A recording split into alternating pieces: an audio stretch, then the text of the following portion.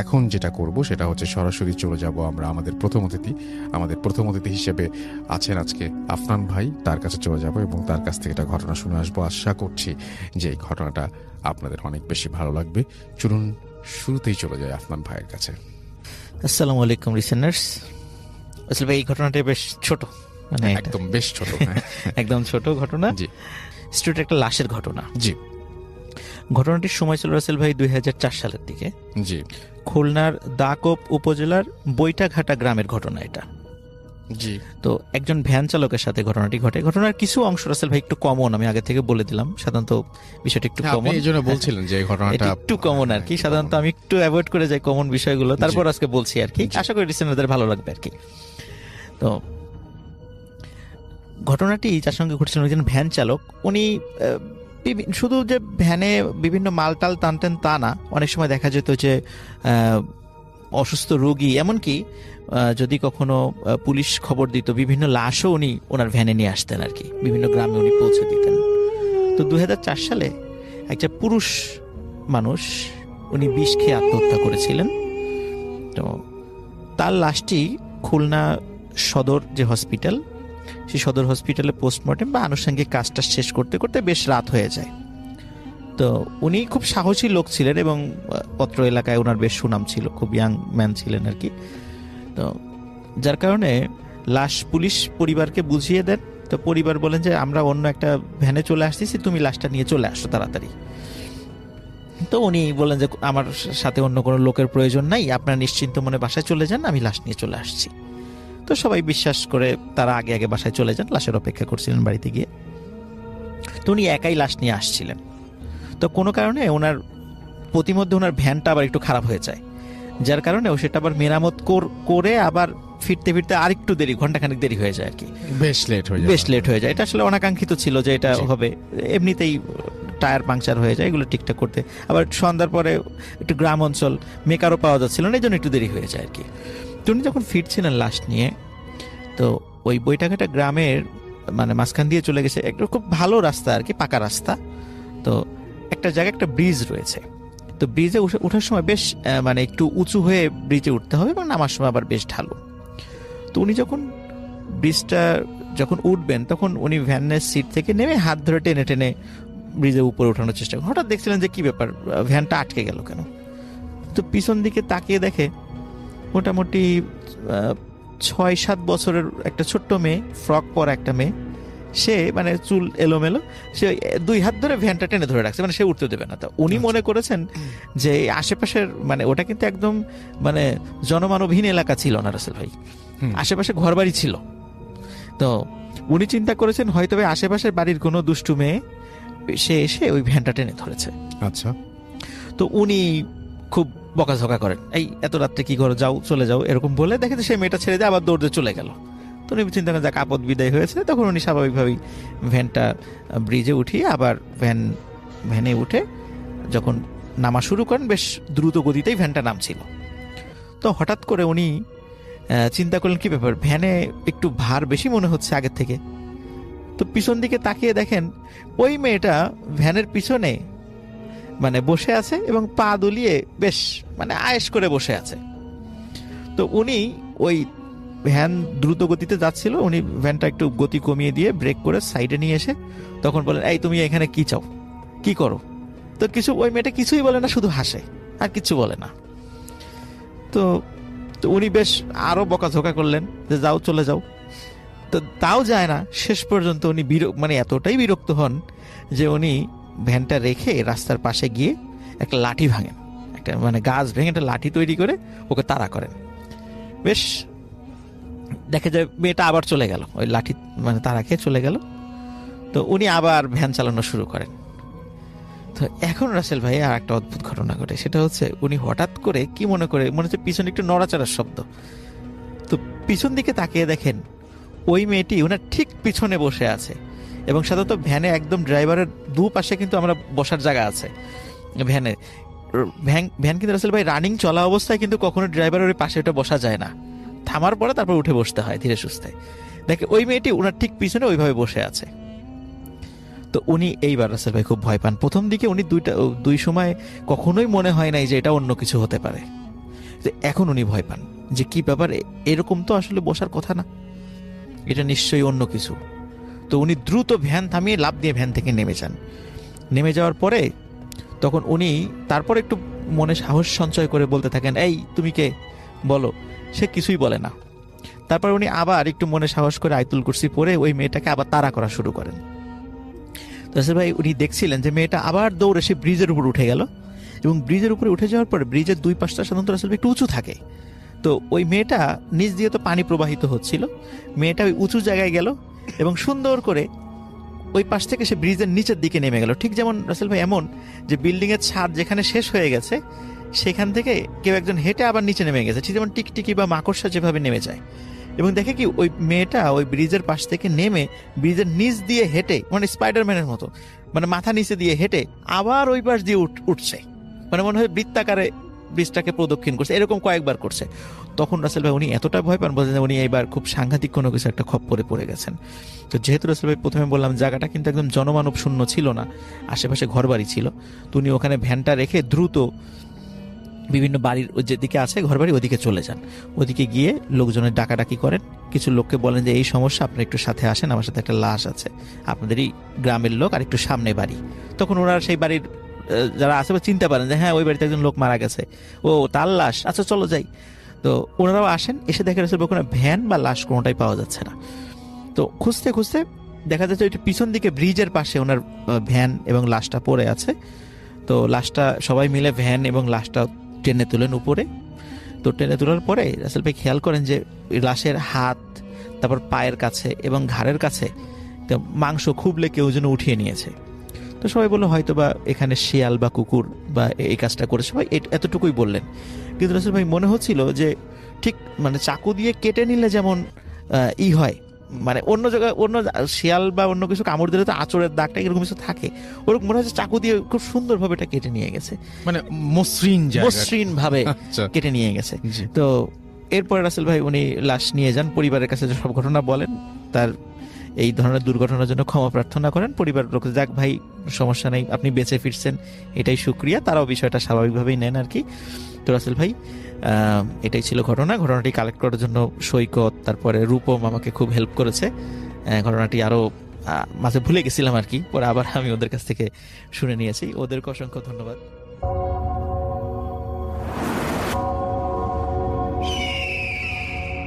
Welcome back, আপনাদের সবাইকে স্বাগত জানাই আমি রাসেল। আশা করছি আপনারা সবাই ভালো আছেন, ভালোর তলে আছেন।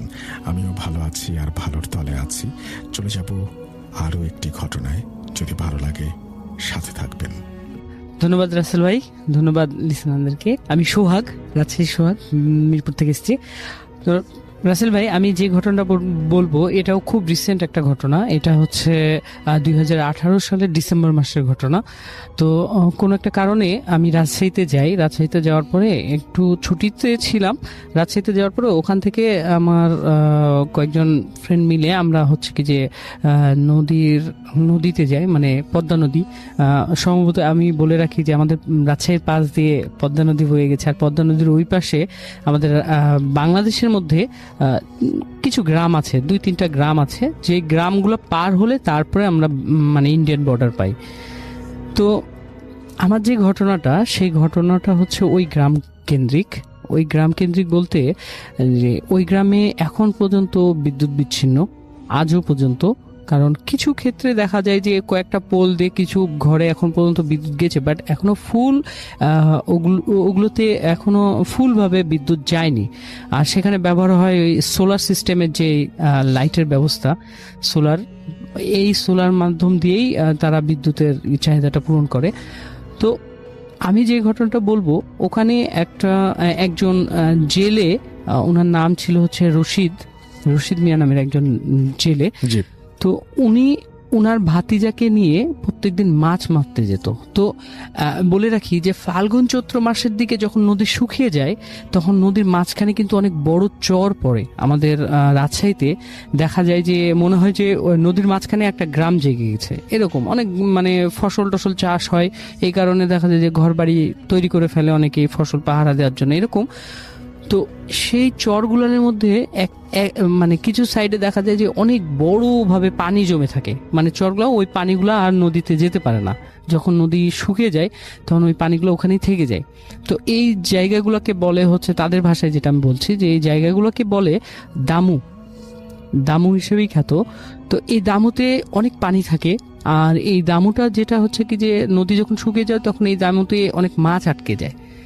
তো ওনারা যেহেতু যেই নদীটা শুকিয়ে গেছে এটা তো খুব ছোট হয়ে আসে, তো এখানে তারা মাছ মারে, এমনকি তারা ওই দামুতে যেও না মাছ মারে। তো চাচা ভাতিজা দুইজন একসাথে যায় মাছ মারতে।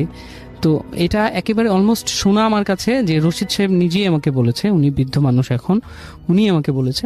তো এই মাছ মারার সময় প্রত্যেকদিন যেহেতু মাছ ধরতে যায় তারা, একদিন কি হয়েছে যে রশিদ মিয়ার যে ভাতিজাটা উনি অনেক রাত্রে উঠে একাই চলে গেছে বলতে কি যে সে প্রত্যেকদিন দেখে যে রেগুলারলি যেভাবে মাছ মারে সেভাবেই মাছ মারতে সে আগ্রহ প্রকাশ করেছে আর চলে গেছে সাথে সাথে। এখন বিষয়টা হচ্ছে যে তিনি, ওনার চাচা ওনাকে আগেও বলেছিল যে মাছ মারতে গেলে তুমি একা যেও না। তো উনি প্রত্যেকদিন যেহেতু দেখে যে কোনো বিপদ টিপদ কিছু তো হয় না, মাছ মারতে গেলে সমস্যা কি, আমি যদি একা যাই তাহলে সমস্যা কি, চলে গিয়েছে। একদিনকে রাত্রে, অনেক রাত্রে উঠে চুপ করে কাউকে না বলে সে মাছ মারতে চলে গেছে। তো আমাদের এলাকায় যে জিনিসটা হয় যে বাঁশ দুইভাবে ওয়াইয়ের মতো করে বেঁধে, ওর মধ্যে নেট বেঁধে, ওই নেটটা নিয়ে ঘাড়ে করে নিয়ে, আর মাছ রাখার জন্য যেটা আমাদের গ্রাম্য ভাষায় বলে খলই, যেটাকে বলে বেতের তৈরি হয় এটা, এই জিনিসটা নিয়ে সে চলে গেছে। উনি ওই নৌকা নিয়ে, আর নৌকায় জাল আছে, জাল নিয়ে চলে গেছে। এবার সে নৌকা থেকে জাল ফেলতে ফেলতে নদী পার করে ফেলেছে, নৌকাটা নদীর পাশে রেখে সে এবার বলছে কি যে আমি দামোতে যাব, দামোতে যেয়ে মাছ ধরা শুরু করব। ঠিক আছে, ওকে ফাইন। সে দামোর দিকে হাঁটছিল, হাঁটতে হাঁটতে সে খেয়াল করছে যে আমি একটা কথা বলে রাখি যে বালুর মধ্যে যদি আমরা হাঁটি তাহলে আমাদের পাটা কিন্তু পিছনের দিকে একটু স্লিপ করে, বালুর মধ্যে টেনে নেয় পিছন দিকে। কিন্তু যেই ঘটনাটা ঘটছে ওনার সাথে, যে উনি যে ধাপটা দিচ্ছে ওই ধাপটা পিছে যাচ্ছে না, ধাপটা কিছু সেকেন্ডের জন্য সামনে চলে যাচ্ছে, আবার কয়েক সেকেন্ড বন্ধ থাকার পরে আবার স্বাভাবিক ধাপ, আবার কয়েক সেকেন্ড পর পর এই জিনিসটা যে একটা করে ধাপ, একটা বা দুইটা ধাপ যখন এই সেকেন্ডের মধ্যে পড়ছে, এই ধাপগুলো সামনের দিকে এগিয়ে যাচ্ছে। সো উনি চিন্তা করছে যে আমি এই ঘটনা ঘটছে কিনা। সে মনে করেছে বাতাস হচ্ছে আর ঘুটঘুটে অন্ধকার, তার হাতে লাইট আছে, এটা মনে করছে স্বাভাবিক কিছু, অস্বাভাবিক কিছুই না। সে দামুর কাছে একবার যখন কাছাকাছি চলে গেছে, কাছাকাছি যাওয়ার পরে সে পায়ের এক কবজি অবধি পানিতে নেমে গেছে। নামার পরে সে খেয়াল করছে যে তার 2-3 সেকেন্ডের জন্য যেটা হচ্ছে যে পায়ের কাছে এক কবজি পানি, কিন্তু অনেকখানি পানি, ঠিক আছে, যেটা বলছিলাম যে এক কবজি পানি পর্যন্ত নেমে যাওয়ার পরে দেখছে কি 2-3 সেকেন্ডের জন্য ওই পানিগুলো তার পা থেকে দূরে চলে যাচ্ছে। ঠিক 2-1 সেকেন্ডের মধ্যে আবার পানিগুলো চলে আসছে। তখন সে ভাবছে যে এত তো বাতাস হচ্ছে না যে পানিগুলো এত দূরে চলে যাচ্ছে আর আবার চলে আসছে। তখন সে মনে মনে একটু ভীতু সংযুক্ত হচ্ছে যে কি ব্যাপার, কি হচ্ছে।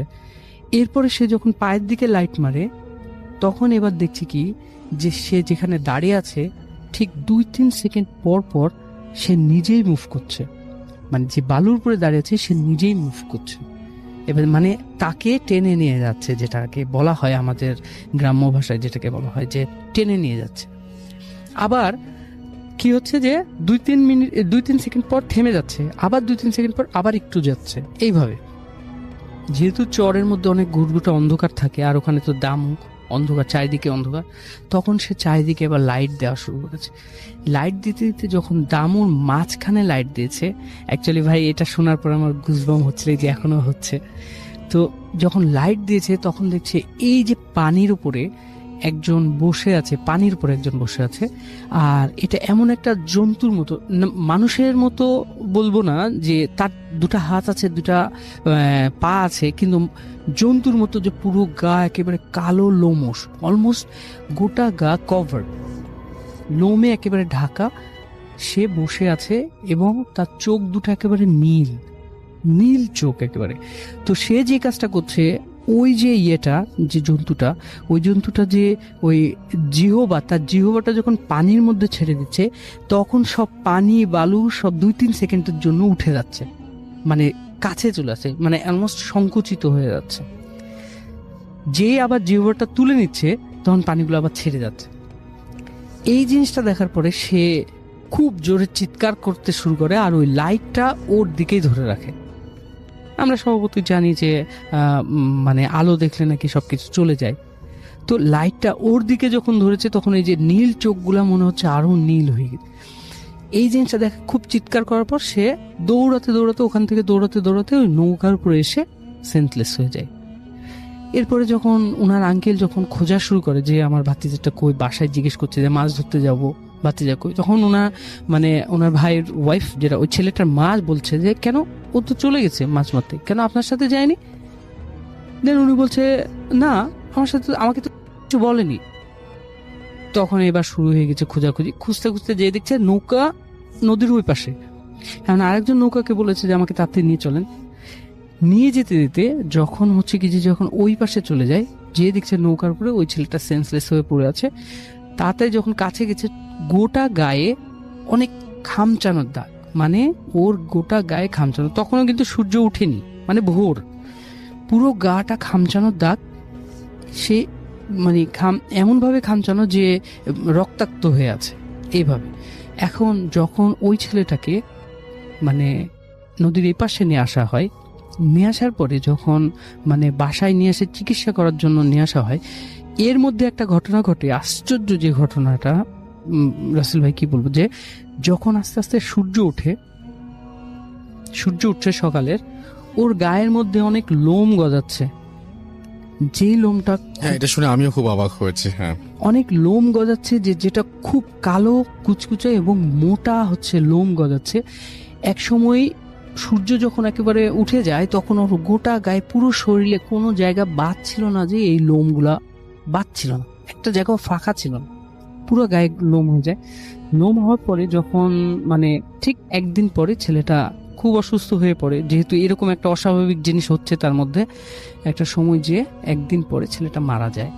তো এই জিনিসটা দেখার পরে ওনার চাচা হচ্ছে কি যে একজন বড় আলেমকে নিয়ে যায়, যে দেখেন আসলে অ্যাকচুয়ালি কি হয়েছিল আমার ভাতিজার সাথে, যে এরকম হলো কিসের জন্য। তখন উনি বলছে, এই হুজুরটা বলছে যে এখানে এমন একটা জিনিস ছিল, আপনারা বলেন যে খারাপ জিন বলেন বা শয়তান বলেন, পিশাচ বলেন, যেটাই বলেন না কেন, এটা এমন একটা খারাপ জিনিস ছিল। উনাকে খুব মারাত্মকভাবে ডিস্টার্ব করেছে, আর এই ডিস্টার্ব করার কারণে মানে এই ঘটনাটা ঘটেছে। মানে উনি খুব তদবির করার পরেই তারপরে এই জিনিসটা বলেছে যে ওনাকে খুব ডিস্টার্ব করা হয়েছে। উনি হয়তোবা কোনো কিছু করছিল, কোনো একটা কাজ করতে যেয়ে তারপরে আপনার এই ছেলে ওনাকে খুব ডিস্টার্ব করে, আর এটা শাস্তি স্বরূপ ইনাকে এই ঘটনাটা ঘটায়, যে তার গোটা গায়ে খামচি দেয়, আর পুরো শরীরে তার মতোই লোমটাকে তুলে দেয় একেবারে। দেন উনি একটা সময় যে মারা যান। এটা তার প্রতিশোধমূলক একটা শাস্তি নেন। তবে এটা যদিও ঠিক হয়নি, তারপরেও তো সে তো আর জানটা ফিরিয়ে দিতে পারবে না। তো এটাই ছিল ঘটনা। চলে যাচ্ছি আবারও আফনান ভাইয়ের কাছে এবং তার যে দ্বিতীয় ঘটনাটি সেটা শুনে আসবো। আশা করছি এই ঘটনাটাও আপনাদের কাছে অনেক ভালো লাগবে। চলুন।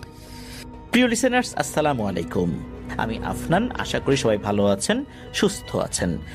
এখন যে ঘটনাটি আপনাদের সামনে উপস্থাপন করব, এই ঘটনাটি আমাদেরকে যিনি দিয়েছেন তার নাম আতিকুল ইসলাম আতিক। ওনার বাড়ি নরসিংদী জেলার মনোহরদী থানার কাচিকাটা ইউনিয়নের দক্ষিণ বারুদিয়া গ্রামে। উনি বর্তমানে একটি স্বনামধন্য প্রাইভেট কোম্পানিতে চাকরি করছেন, আর চাকরির সুবাদে নারায়ণগঞ্জের রূপগঞ্জে রয়েছেন। এখন যে ঘটনাটি বলবো সেটা কিন্তু এই আতিক ভাইয়ের মায়ের কাছ থেকেই উনি পেয়েছেন। ঘটনাটি অবশ্য বলেছিলেন আতিক ভাইয়ের নানি আতিক ভাইয়ের মাকে, মানে আতিক ভাইয়ের মা তার মায়ের কাছ থেকে শুনেছিলেন। আতিক ভাইয়ের নানি উনি যখন এই ঘটনাটি প্রত্যক্ষ করেন, তখন সময়কালটা 1975 সালের আশেপাশে হবে। তখন আতিক ভাইয়ের মা অনেক ছোট। আতিক ভাইয়ের নানির দুইজন দেবর ছিলেন, একজনের নাম নিজামুদ্দিন আর একজনের নাম হচ্ছে রমিজউদ্দিন। নিজামুদ্দিন বড়, রমিজউদ্দিন ছিলেন ছোট। নিজামুদ্দিন বাঁশের বিভিন্ন জিনিসপত্র বানাতেন আর রমিজউদ্দিন বড় ভাইকে সাহায্য করতেন। তাদের পেশা ছিল এগুলো বানানো। অবসর সময়ে বাঁশি বাজাতেন নিজামুদ্দিন। বেশ মিষ্টি আর মধুর সুরে উনি বাঁশি বাজাতে পারতেন। রমিজউদ্দিনও বাঁশি বাজাতেন, তবে এতটা নিখুঁত না, মানে বড় ভাইয়ের মতো না আর কি। যাই হোক, দিনের বেলা কাজ করেন আর রাতের বেলা নির্জন জায়গায় গিয়ে এই নিজামুদ্দিন, যিনি বড় ভাই, উনি বাঁশি বাজান। উনি যেখানে বাঁশি বাজান সেখানে মোটামুটি একটা জঙ্গলের মতো জায়গা। ইতোপূর্বে টাহুরা জিনের ঘটনায় আমরা একটা চিকন রাস্তার কথা বলেছিলাম, যে রাস্তাটা একটা জঙ্গলের দিকে গেছে যেখানে টাহুরা জিন থাকতো। এই নিজামুদ্দিন মূলত ওই জঙ্গলে গিয়ে বাঁশি বাজাতেন। আশেপাশে বাজালে কেউ বিরক্তি বোধ করবে, এটা উনি ভালোভাবে দেখতেন না, যে আমি বাঁশি বাজাবো আমার নিজের মনের খুশিতে, আমার খুশি আরেকজনের কষ্টের কারণ হবে, এটা নিশ্চয়ই ঠিক হবে না। এই জন্যই মূলত উনি নির্জন জায়গায় চলে যেতেন আর অনেক রাত পর্যন্ত বাঁশি বাজিয়ে আবার ঘরে ফেরত আসতেন। ওনার বাঁশির সুর শুনে সবাই বিমোহিত হতো, এমনকি পাখিরাও নাকি ওই সময় ডাকাডাকি করতো না, এতটা সুন্দর করে বাঁশি বাজাতেন এই নিজামুদ্দিন। একদিন রাতে উনি বেরিয়ে গেছেন অন্যান্য দিনের মতোই আর কি, যেভাবে উনি বের হন, ওই নির্জন জায়গায় গিয়ে উনি বাঁশি বাজাতে শুরু করেন। রাতটা ছিল চাঁদনি রাত, চারদিকের আলোতে আলোকিত হয়ে আছে। তিনি বাঁশি বাজাচ্ছেন, তখন হঠাৎ করে দেখতে পান গাছপালা যেন সব কেঁপে উঠছে। জঙ্গলের ভেতরে এক ধরনের সুবাস বইতে শুরু করছে, যেটা নিজামুদ্দিন আগে কখনো পান নাই। তখন তিনি বুঝতে পারেন এখানে অতি প্রাকৃত কোনো কিছু নিশ্চয়ই হতে যাচ্ছে। তিনি বাঁশি বাজানো থামিয়ে দেন। তখন তিনি দেখেন একটা পরী আকাশ থেকে নেমে এসেছে, তার সাথে আরো 3-4 জন পরী রয়েছে, কিন্তু তারা দূরে দাঁড়িয়ে আছে। এটা দেখে উনি বেশ ভয় পাচ্ছিলেন। এটা উনি চিন্তা করলেন যে বাঁশি বাজালে এমন কিছু হওয়াটাই স্বাভাবিক। তিনি আগেও মুরব্বীদের কাছ থেকে শুনেছেন বাঁশি বাজালে অনেক সময় জিন পরীরা বাঁশির সুরে পাগল হয়ে চলে আসে। যাই হোক, নিজামুদ্দিন এবার বাঁশি না বাজিয়ে বসা থেকে দাঁড়িয়ে যান। কি করবেন বুঝতে পারছিলেন না। তখন ওই পরী বলেন যে নিজামুদ্দিন, আপনি বসুন, আপনার কোনো ভয় নেই। আমি এখান দিয়ে যাচ্ছিলাম, এটা আমার যাওয়ার পথ। আমার যাওয়ার পথে সাধারণত আমার সঙ্গী সাথীরা থাকে। এর আগেও আপনার বাঁশির সুর আমি শুনেছি, আপনার বাঁশির সুর ভালো লাগে, তবে কখনো এখানে এসে সামনাসামনি আপনাকে আমি দেখা দেই নাই। সামান্য একটু শুনেছি, যাওয়ার পথে যতটুকু শোনা যায় চলে গিয়েছি। চিন্তা করলাম যে আজকে আপনার বাঁশির সুর শুনবো, তাই মূলত আমি এসেছি। আপনার ভয়ের কোনো কারণ নাই, আপনি আমাদেরকে বাঁশি বাজিয়ে শোনান, আমরা আমাদের মতো করে নাচবো। আমরা নিষেধ করার আগ পর্যন্ত আপনি বাঁশি বাজাবেন, তবে এর আগে আপনি থামতে পারবেন না। পরীদেরকে দেখে নিজামুদ্দিন কিন্তু বাঁশি বাজানোর অবস্থায় ছিলেন না, কারণ ওনার মধ্যে ভয় কাজ করছিল। পরীটা বুঝতে পারেন যে নিজামুদ্দিন ভয় পাচ্ছেন। পরীটা আবারও নিজামুদ্দিনকে অভয় দেন, বলেন যে ভয় নাই, আপনি বাজান। নিজামুদ্দিন এবার বাঁশিতে সুর তোলেন, পরীরা নাচ শুরু করেন। নাচ বলতে উচ্ছৃঙ্খল কোনো নাচ না, এটা এমন এক ধরনের বিশেষ নাচ, হাত ঘুরিয়ে ঘুরিয়ে, শরীর লাটিমের মতো আস্তে আস্তে ঘুরিয়ে ঘুরিয়ে কেমন এক ধরনের যেন নাচ হতে পারে, এটা তাদের নাচ। তো নিজামুদ্দিন বাঁশি বাজাচ্ছেন, দেখছেন। তো এভাবে কতক্ষণ বাজিয়েছেন উনি ঠিক জানেন না। একটা সময় পরীরা বলে যে থামুন, আমরা এখন চলে যাব, তবে যাওয়ার আগে আপনার সাথে কিছু কথা আছে। তখন ওই পরীটা নিজামুদ্দিনের সাথে অনেকগুলো কথাই বলেন। তো এর মধ্যে উল্লেখযোগ্য কথা হলো যে ওই পরীটা তো প্রথম দিকেই জানিয়েছিলেন যে তারা এদিক দিয়ে আসা যাওয়া করেন। পরীটা জানান যে আপনি বাঁশি বাজাবেন, একটা নির্দিষ্ট সুরের কথা বলে, যেই সুরটা মাঝে মাঝে বাঁশিতে নিজামুদ্দিন তুলতেন। তখন ওই পরীটা বলেন যে এই সুরটা আপনি তুললে আমরা চলে আসবো, বুঝবো যে আপনি আমাদেরকে ডাকছেন। তো কিছু কিছু সুরের কথা বলে দেন ওই পরীরা, যে আপনি এই সুরটা যদি তোলেন আমরা এটা বুঝে নেব, ওই সুরটা তুললে এটা বুঝে নেব। নিজামুদ্দিনও সেটা মনোযোগ দিয়ে শোনেন। তো যাই হোক, আরো একটা কথা বলে দেওয়া হয় যে আপনি এই কথাগুলো কাউকে বলবেন না, আর আপনার জন্য আজকে আসার সময় কিছু খাবার নিয়ে এসেছেন, আপনি এগুলো খান। কোনো ভয় নাই, এগুলো ক্ষতিকর কিছু না, এগুলো হালাল খাবার, আপনার কোনো ক্ষতি হবে না। তো কিছু খাবার দেয় নিজামুদ্দিনকে, নিজামুদ্দিন এগুলো খান, খুবই সুস্বাদু খাবার ছিল। এই ধরনের খাবার উনি আগে কখনো খান নাই। চিন্তা করলেন আমার ছোট ভাই, তার জন্য নিয়ে যাই, রমিজুদ্দিন যিনি, কিন্তু তাকে কেন, অন্য কাউকে কিন্তু এই কথা বলা যাবে না যে পরীর সাথে তার কথা হয়েছে, খাবার পরি দিয়েছে বা বাঁশি বাজানোর পর পরি আসছিল, এইগুলো বলা যাবে না আর কি। তো এভাবেই নিজামুদ্দিনের সাথে পুরীর একটা ভালো সম্পর্ক হয়ে যায় বটে, কিন্তু যখন ওই খাবারটা নিয়ে এই রমিজুদ্দিনকে দিয়েছে, এই খাবারের স্বাদে তো রমিজুদ্দিন পাগল হয়ে যায়। সে বলে যে বড় ভাই এই খাবার তুমি কোত্থেকে পেলা? সে তো নাছর বান্দা, কোনোভাবেই বড় ভাইকে ছাড়ে না, বলে যে তুমি বলো, আমি কাউকে বলবো না। এইভাবে বলতে বলতে একটা পর্যায়ে বিরক্ত হয়ে ওই নিজামুদ্দিন যিনি, উনি বলেন যে শোন, আমি তোকে বলবো, কিন্তু তুই কাউকে বলবি না। সেও প্রতিশ্রুতি দেয় কাউকে বলবে না। নিজামুদ্দিন যখন রমিজুদ্দিনকে এই বিষয়টা বলে, এরপর রমিজুদ্দিনের নতুন বায়না শুরু হয়, সে পরী দেখবে, পরী দেখাতে হবে তাকে। এটাই এবার মানে এটা কিভাবে সম্ভব? এটা তো বলা নিষেধ। এখন নিজামুদ্দিন তো পড়ে যায় বিশাল এক মুসিবতে, কি করবে? ছোট ভাই তো নাসর বান্দা, রাজি হয়, কিন্তু বলে দেয় পরীরা যেন টেন না পায় কোনোভাবেই। এই কারণে একটা পরিকল্পনা করে নিজামুদ্দিন যে ওই জঙ্গলের একটু দূরে একটা গাছ রয়েছে, ওই গাছের গোড়ায় চুপটি করে বসে থাকবে রমিজুদ্দিন। ওখান থেকে কোনো নড়াচড়া করবে না, কোথাও যাবে না, চুপচাপ বসে থাকবে। আর অন্যদিকে নির্দিষ্ট যে জায়গায় এই নিজামুদ্দিন বাঁশি বাজান, সেখানে উনি বাঁশি বাজাবেন। একটা পর্যায়ে পরি চলে আসবেন, পরি আসার পর তারা বাঁশির সুর শুনবেন, এরপর চলে যাবেন। এই তো যাই হোক, এরকম পরিকল্পনা অনুযায়ী কাজও শুরু হয়ে যায়। সত্যি সত্যি নিজামুদ্দিন বাঁশি বাজানো শুরু করেন। বাঁশি বাজানোর অল্প সময় পরেই দেখা গেল হঠাৎ করে গাছপালা নড়াচড়া শুরু হয়ে গেছে, ওর ভেতর দিয়ে বেশ কিছু আলোক রশ্মি ছুটে আসছে।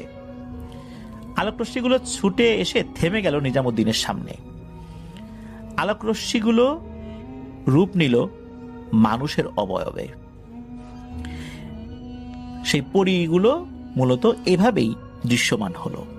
আশেপাশে সুন্দর সুবাস ছড়িয়ে পড়ল। দূরে ওই যে রমিজুদ্দিন, সে কিন্তু অবাক হয়ে দেখছে, ভয়ও পাচ্ছিল যদিও বা। তো যাই হোক, পরীরা তো কিছু সময় বাঁশি শোনে, এরপর বলে দেয় যে আপনি থামেন, আপনি কিন্তু আজকে একটা বিশাল বড় অপরাধ করেছেন। আপনার ভাইকে কিন্তু নিয়ে আসার কথা ছিল না, আপনি নিয়ে আসছেন, এটা কি অপরাধ না? আপনাকে তো নিষেধ করা হয়েছিল কাউকে বলবেন না, সেখানে আপনার ভাইকে নিয়ে আসছেন। আপনার ভাই লোকটা কিন্তু খুব বেশি সুবিধার না। আপনি আপন ভাই হিসাবে হয়তো বা তার সম্পর্কে কিছু বলবেন না, কিন্তু তার সম্পর্কে আমরা খোঁজ খবর নিয়েছি। আপনি যে আলোচনা করেছেন সেগুলো আমরা জানি। যেহেতু আপনার ভাই, আপনার প্রতি আমাদের একটা শ্রদ্ধা বোধ রয়েছে, আর এই শ্রদ্ধা বোধের কারণেই মূলত আপনাকে আজকে কিছু বললাম না, রমিজুদ্দিনকেও কিছু বললাম না। তবে রমিজুদ্দিন এই বিষয়টা যেন কাউকে না বললে কিন্তু বিপদ হবে, আর তখন আমরা কোনো ধরনের সহযোগিতা করতে পারবো না। আজকে আপনারা বাড়িতে চলে যান, আমরাও চলে যাই। এই বলে পরীরাও চলে যায়, ঠিক যেভাবে আসছিল আর কি। তারা মানুষের অবয়ব থেকে হঠাৎ করে একটা গোল আলোর রূপ নেয়। এরপর তারা ওই জঙ্গলের ভেতর দিয়ে ছুটে কোন দিকে যেন চলে যায়। রমিজুদ্দিনকে নিয়ে বাড়িতে চলে আসেন এবং নিজামুদ্দিন রমিজুদ্দিনকে বলেও দেন যে পরীরা কিন্তু এই কথা বলছে, তুমি কিন্তু কাউকে এই কথা বলতে পারবা না। এখন রমিজুদ্দিন আসলেই লোকটা সুবিধার না। সে বাসায় আসার পর চিন্তা করছে যে সেও তো বাঁশি বাজাতে পারে, সেও বাঁশি বাজিয়ে পরীদেরকে ডাকবে, এরকম চিন্তা করছে।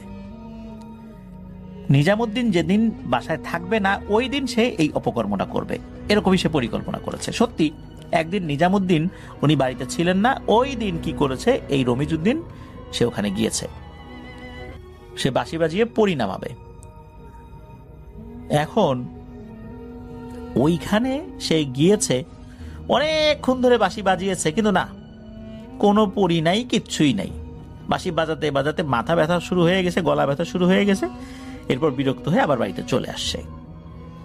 চলে আসার পর সে রমিজুদ্দিন আর কি নিজামুদ্দিনকে বলে যে বড় ভাই, আমি তো এরকম গেছিলাম, কিছুই তো পাইলাম না। এটা শুনে বড় ভাই তো খুব রাগারাগি করে যে তোর তো এই কাজটা করা উচিত হয়নি, আসলেই তো তুই লোক ভালো না, তুই কেন এই কাজটা করতে গেলি, আবার তো বিপদ ডেকে নিয়ে আসবি তুই। তো যাই হোক, এরপরে এই যে নিজামুদ্দিন উনি গিয়েছেন ওনার স্বভাব সুলভ যেই বাঁশি বাজানো সেটার জন্য। তো উনি যাওয়ার পর অল্প সময় পরে এই পরীরা চলে আসছে, যেভাবে তারা আসে। আসার পর পরীরা বলছে যে আজকে আপনার সাথে জরুরি কথা আছে, বাঁশি বাজানো বন্ধ করেন, আজকে বাঁশি বাজানো লাগবে না। আপনার ভাই সেদিন আসছে, এসে বাঁশি বাজিয়েছে, আমরা সামনে আসিনি, ইচ্ছা করেই আসিনি, আমরা আসলে কিন্তু ওকে ওখানেই মেরে ফেলতাম। আপনার কথা চিন্তা করে তাকে কিছু বলি নাই। আজকে বাড়িতে যান, আপনার ভাইকে ভালো করে নিষেধ করে দেন, সে দ্বিতীয়বার যেন এই কাজ না করে। নিজামুদ্দিন বাড়িতে এসে তার মানে ভাইকে খুব বকাঝকা করছে যে তুই ভবিষ্যতে কখনো এই কাজটা করবি না। কিন্তু রমিজুদ্দিন তো লোক দুষ্টু, তার মাথা থেকে কোনোভাবেই এই পরীকে যে বশ করতে হবে, মানে সে চিন্তা করছে বাঁশি বাজিয়ে পরীকে বশ করবে, এই চিন্তা তার মাথা থেকে নামছে না কোনোভাবেই। কয়েকদিন পর এই নিজামুদ্দিন হঠাৎ করে কোনো কারণে অসুস্থ থাকেন আর কি, জ্বর বা অন্য কোনো কিছু হয়েছিল, বিছানা থেকে উঠতে পারছিলেন না। এই সুযোগটা নিয়েছিলেন রমিজুদ্দিন। সে কি করেছে, ওই রাত্রে ওই জায়গাটাতে, যেই জায়গাতে নিজামুদ্দিন বাঁশি বাজায় ওইখানে গিয়েছে। যাওয়ার পর সে বাঁশি বাজানো শুরু করেছে। সে যখন বাঁশি বাজানো শুরু করেছে তখন সে দেখতে পায় ওই যে সে নিজামুদ্দিনের মতোই যখন বাঁশি বাজায় নিজামুদ্দিন, তখন একটা আলো, বেশ কিছু আলোক রশ্মিগুলো ছুটে আসে জঙ্গলের ভিতর থেকে, গাছগুলো নড়াচড়া করে, ওরকম শুরু হয়ে গেছে। সে চিন্তা করছে যাক পরি আসছে, কিন্তু না, ওই আলোগুলো এসে ভয়ঙ্কর কিছু অবয়ব ধারণ করে। এই অবয়বগুলো রমিজুদ্দিনের সামনে এসে বলে, রমিজুদ্দিন বাঁশি বাজা, একবারের জন্য যদি থামিস এক্ষুনি জীবন্ত তোকে মাটিতে পুঁতে ফেলবো। এই ভয়ঙ্কর চেহারাগুলো দেখে রমিজুদ্দিন তো আর বাঁশি বাজাতে পারে না। এগুলোর সামনে বাঁশি বাজানো কি সম্ভব? জানের ভয়ে বাঁশি বাজানোর চেষ্টা করলেও সুর আসে না। তখন এই অবয়বগুলো তেড়ে আসে তার দিকে মারার জন্য। রমিজুদ্দিন একটা সিস্টেম জানতো, যেটা তার ভাই শিখিয়ে দিয়েছিল, যে বাঁশি বাজিয়ে তার ভাইকে ডাকা, মানে ওই বিশেষ সুরটা তুললে তার ভাই টের পাবে যে এই সুরে তার ভাইকে ডাকা হচ্ছে। সে ওই সুরটা বাঁশিতে তুলতে সক্ষম হয়। ওই সময় তার ভাই অসুস্থ ছিল, কিন্তু এই সুরটা যখন তার কানে আসছে তখন বুঝতে পারছে যে রমিজুদ্দিন নিশ্চয়ই আবার অপকর্ম করার জন্য ওই জায়গায় গেছে, একটা বিপদে পড়ছে, তা না হলে তো এই সুর তোলার কথা না। উনি যদিও মানে শুয়ে শুয়ে রমিজুদ্দিনের বাঁশির হালকা সুর উনি শুনতে পারছিলেন, কিন্তু অসুস্থ ছিলেন তো উনি আর আসলে এটা নিয়ে খুব বেশি চিন্তা ভাবনা করতে পারেন নাই। কিন্তু যখনই একটা বিশেষ সুর ওনার কানে আসে তখনই বুঝতে পারলেন উনি আর এখন শুয়ে থাকতে পারবেন, ওনাকে যেতেই হবে, তা না হলে বড় ধরনের বিপদ হবে। উনি ওনার হাতে বাঁশি নিয়ে দ্রুত ওই দিকে যাওয়া শুরু করলেন। উনি দূর থেকেই ভয়ঙ্কর বিশ্রী পচা গন্ধ পাচ্ছিলেন নাকে। উনি বুঝতে পারলেন যে এগুলো কোনো পরী না, নিশ্চয়ই ভয়ঙ্কর কোনো পিশাচ শ্রেণীর জিন এখানে চলে আসছে। তো উনি দ্রুত ওদিকে যাওয়া শুরু করেন। যেতে যেতে কি করেছেন, উনি যেই সুরে ওই পরীগুলোকে ডাকেন সেই সুরটা বাঁশিতে তোলা শুরু করেছেন। ইতিমধ্যে দেখা যায় আর একটা গ্রুপ, মানে আলোর একটা গ্রুপ বা আলোর ঝলকানি, খন্ড খন্ড আলো বিভিন্ন জায়গায়, আলোর একটা দল মনে হচ্ছে জঙ্গলের ভিতর দিয়ে এগিয়ে আসছে। ওই জিনিসগুলোকে এগিয়ে আসতে দেখে ওই পিশাচগুলো অদৃশ্য হয়ে যায়। ওই অবয়বগুলোর সামনে এসে আবার পরীর রূপ ধারণ করে, যেই রূপগুলোতে সবসময় আসতো আর কি। তো আসার পর এই নিজামুদ্দিনকে বলছেন যে আমরা কিন্তু টের পেয়েছিলাম, আমরা আসি নাই।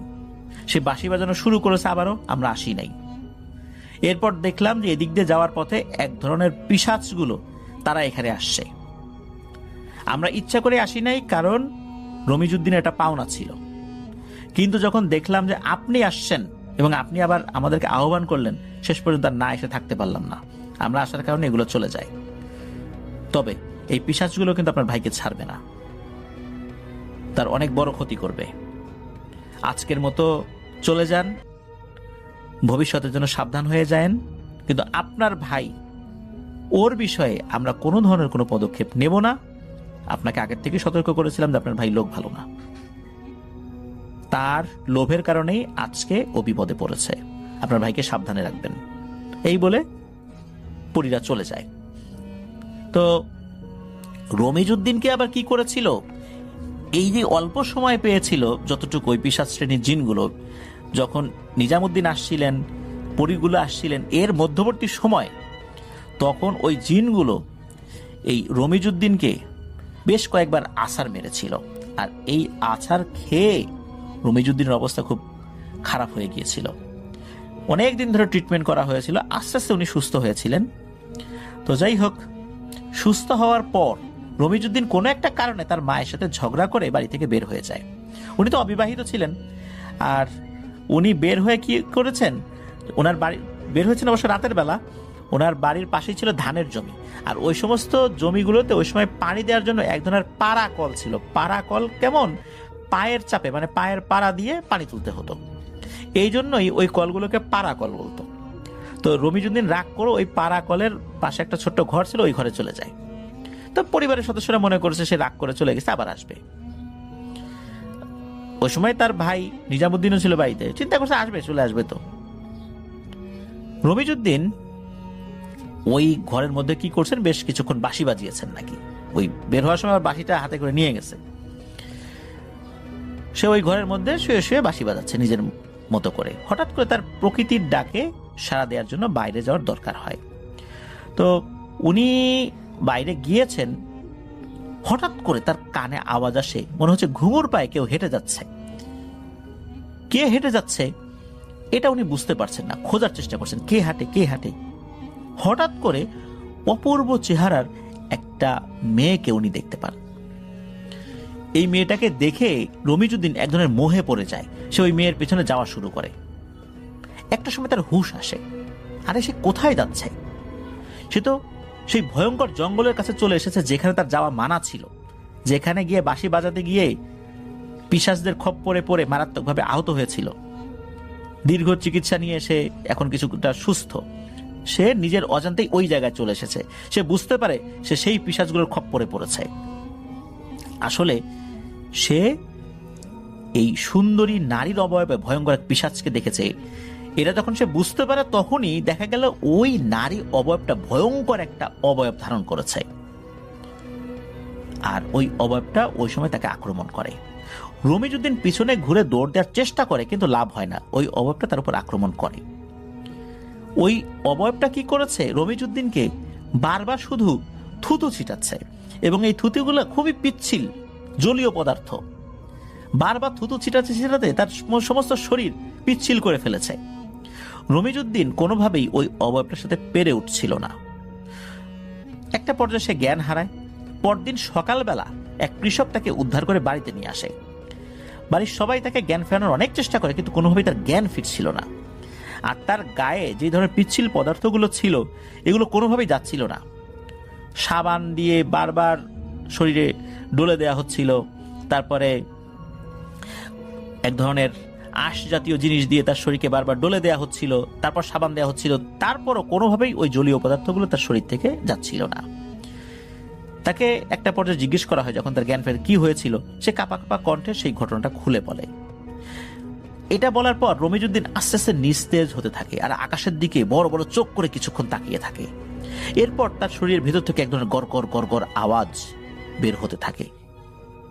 এরপর খিঁচুনি শুরু হয়, আর তারপরেই আল্লাহর ডাকে সাড়া দিয়ে না ফেরার দেশে তিনি পাড়ি জমান। তার পরিবারে নেমে আসে শোকের ছায়া। রমিজউদ্দিন তার ভাইয়ের কথা এবং ওই পরীদের কথা না শোনার কারণেই তার এই পরিণতি হয়েছে। যদিও বা এটাই তার ভাগ্যে ছিল, কারণ উনি অনেকটা একগুঁয়ে স্বভাবের ছিলেন, একটু দুষ্টু প্রকৃতির ছিলেন। বয়স তো অত বেশি ছিল না, কিছুটা একগুঁয়ে তো থাকবেনই। তো যাই হোক, এই ঘটনার পরে নিজামুদ্দিনও আর কখনোই বাঁশি বাজানোর জন্য ওই জঙ্গলে যান নাই, আর ওই পরীদের সাথেও তার আর কখনোই দেখা হয় নাই। পরীরাও কখনো তার সাথে যোগাযোগ করে নাই। এভাবেই এই ঘটনাটির সমাপ্তি ঘটে। আরও একটা ঘটনায় চলে যাব আমরা, এবং এই ঘটনাটা একটা অডিও ক্লিপ। চলুন শুনে আসি অডিও ক্লিপটি। আশা করছি এই অডিও ক্লিপটিও আপনাদেরকে অনেক অনেক আনন্দ দেবে। চলুন শুনে আসি। আসসালামু আলাইকুম রাসেল ভাই, আশা করি আপনি ভালো আছেন, ভালোর দলে আছেন। আমি জানি আপনি সবসময় ভালোর দলে থাকেন। আমি আপনার ভূত এফএম সেই 2010 থেকে শুনি, তখন থেকে ভূত এফএমের প্রতি একটা ভালোবাসা আমার কাজ করে। তো অনেকদিন থেকে চিন্তা করতেছি আপনাকে একটা ঘটনা পাঠাবো। আমি ইতিমধ্যে কয়েকটি ঘটনা পাঠিয়েছি, জানি না কী কারণে সিলেক্ট হয়নি। তো এই জন্য আমি পুনরায় আপনাকে একটা নতুন ঘটনা পাঠানোর চিন্তা করলাম।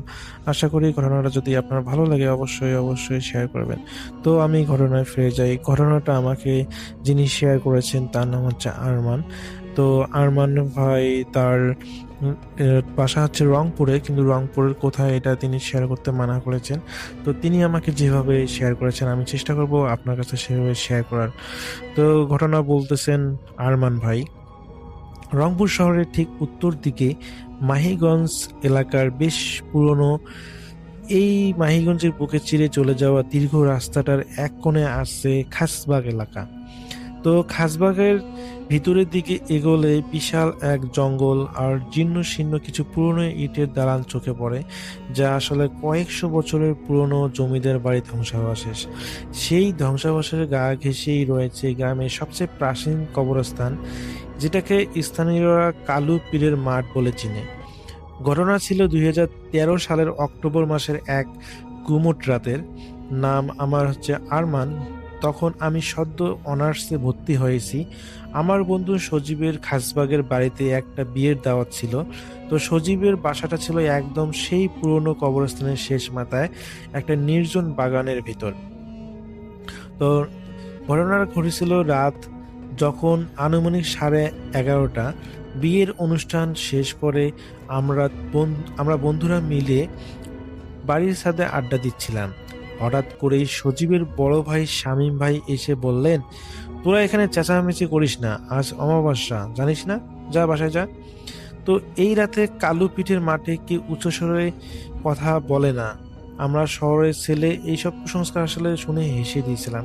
কিন্তু শামীম ভাই খুবই গম্ভীর হয়ে বললেন, হাসিস না আরমান, এই কবরস্থানে এমন কিছু আছে যা এখনো মানুষের রক্ত মাংসের স্বাদ ভুলে যায়নি।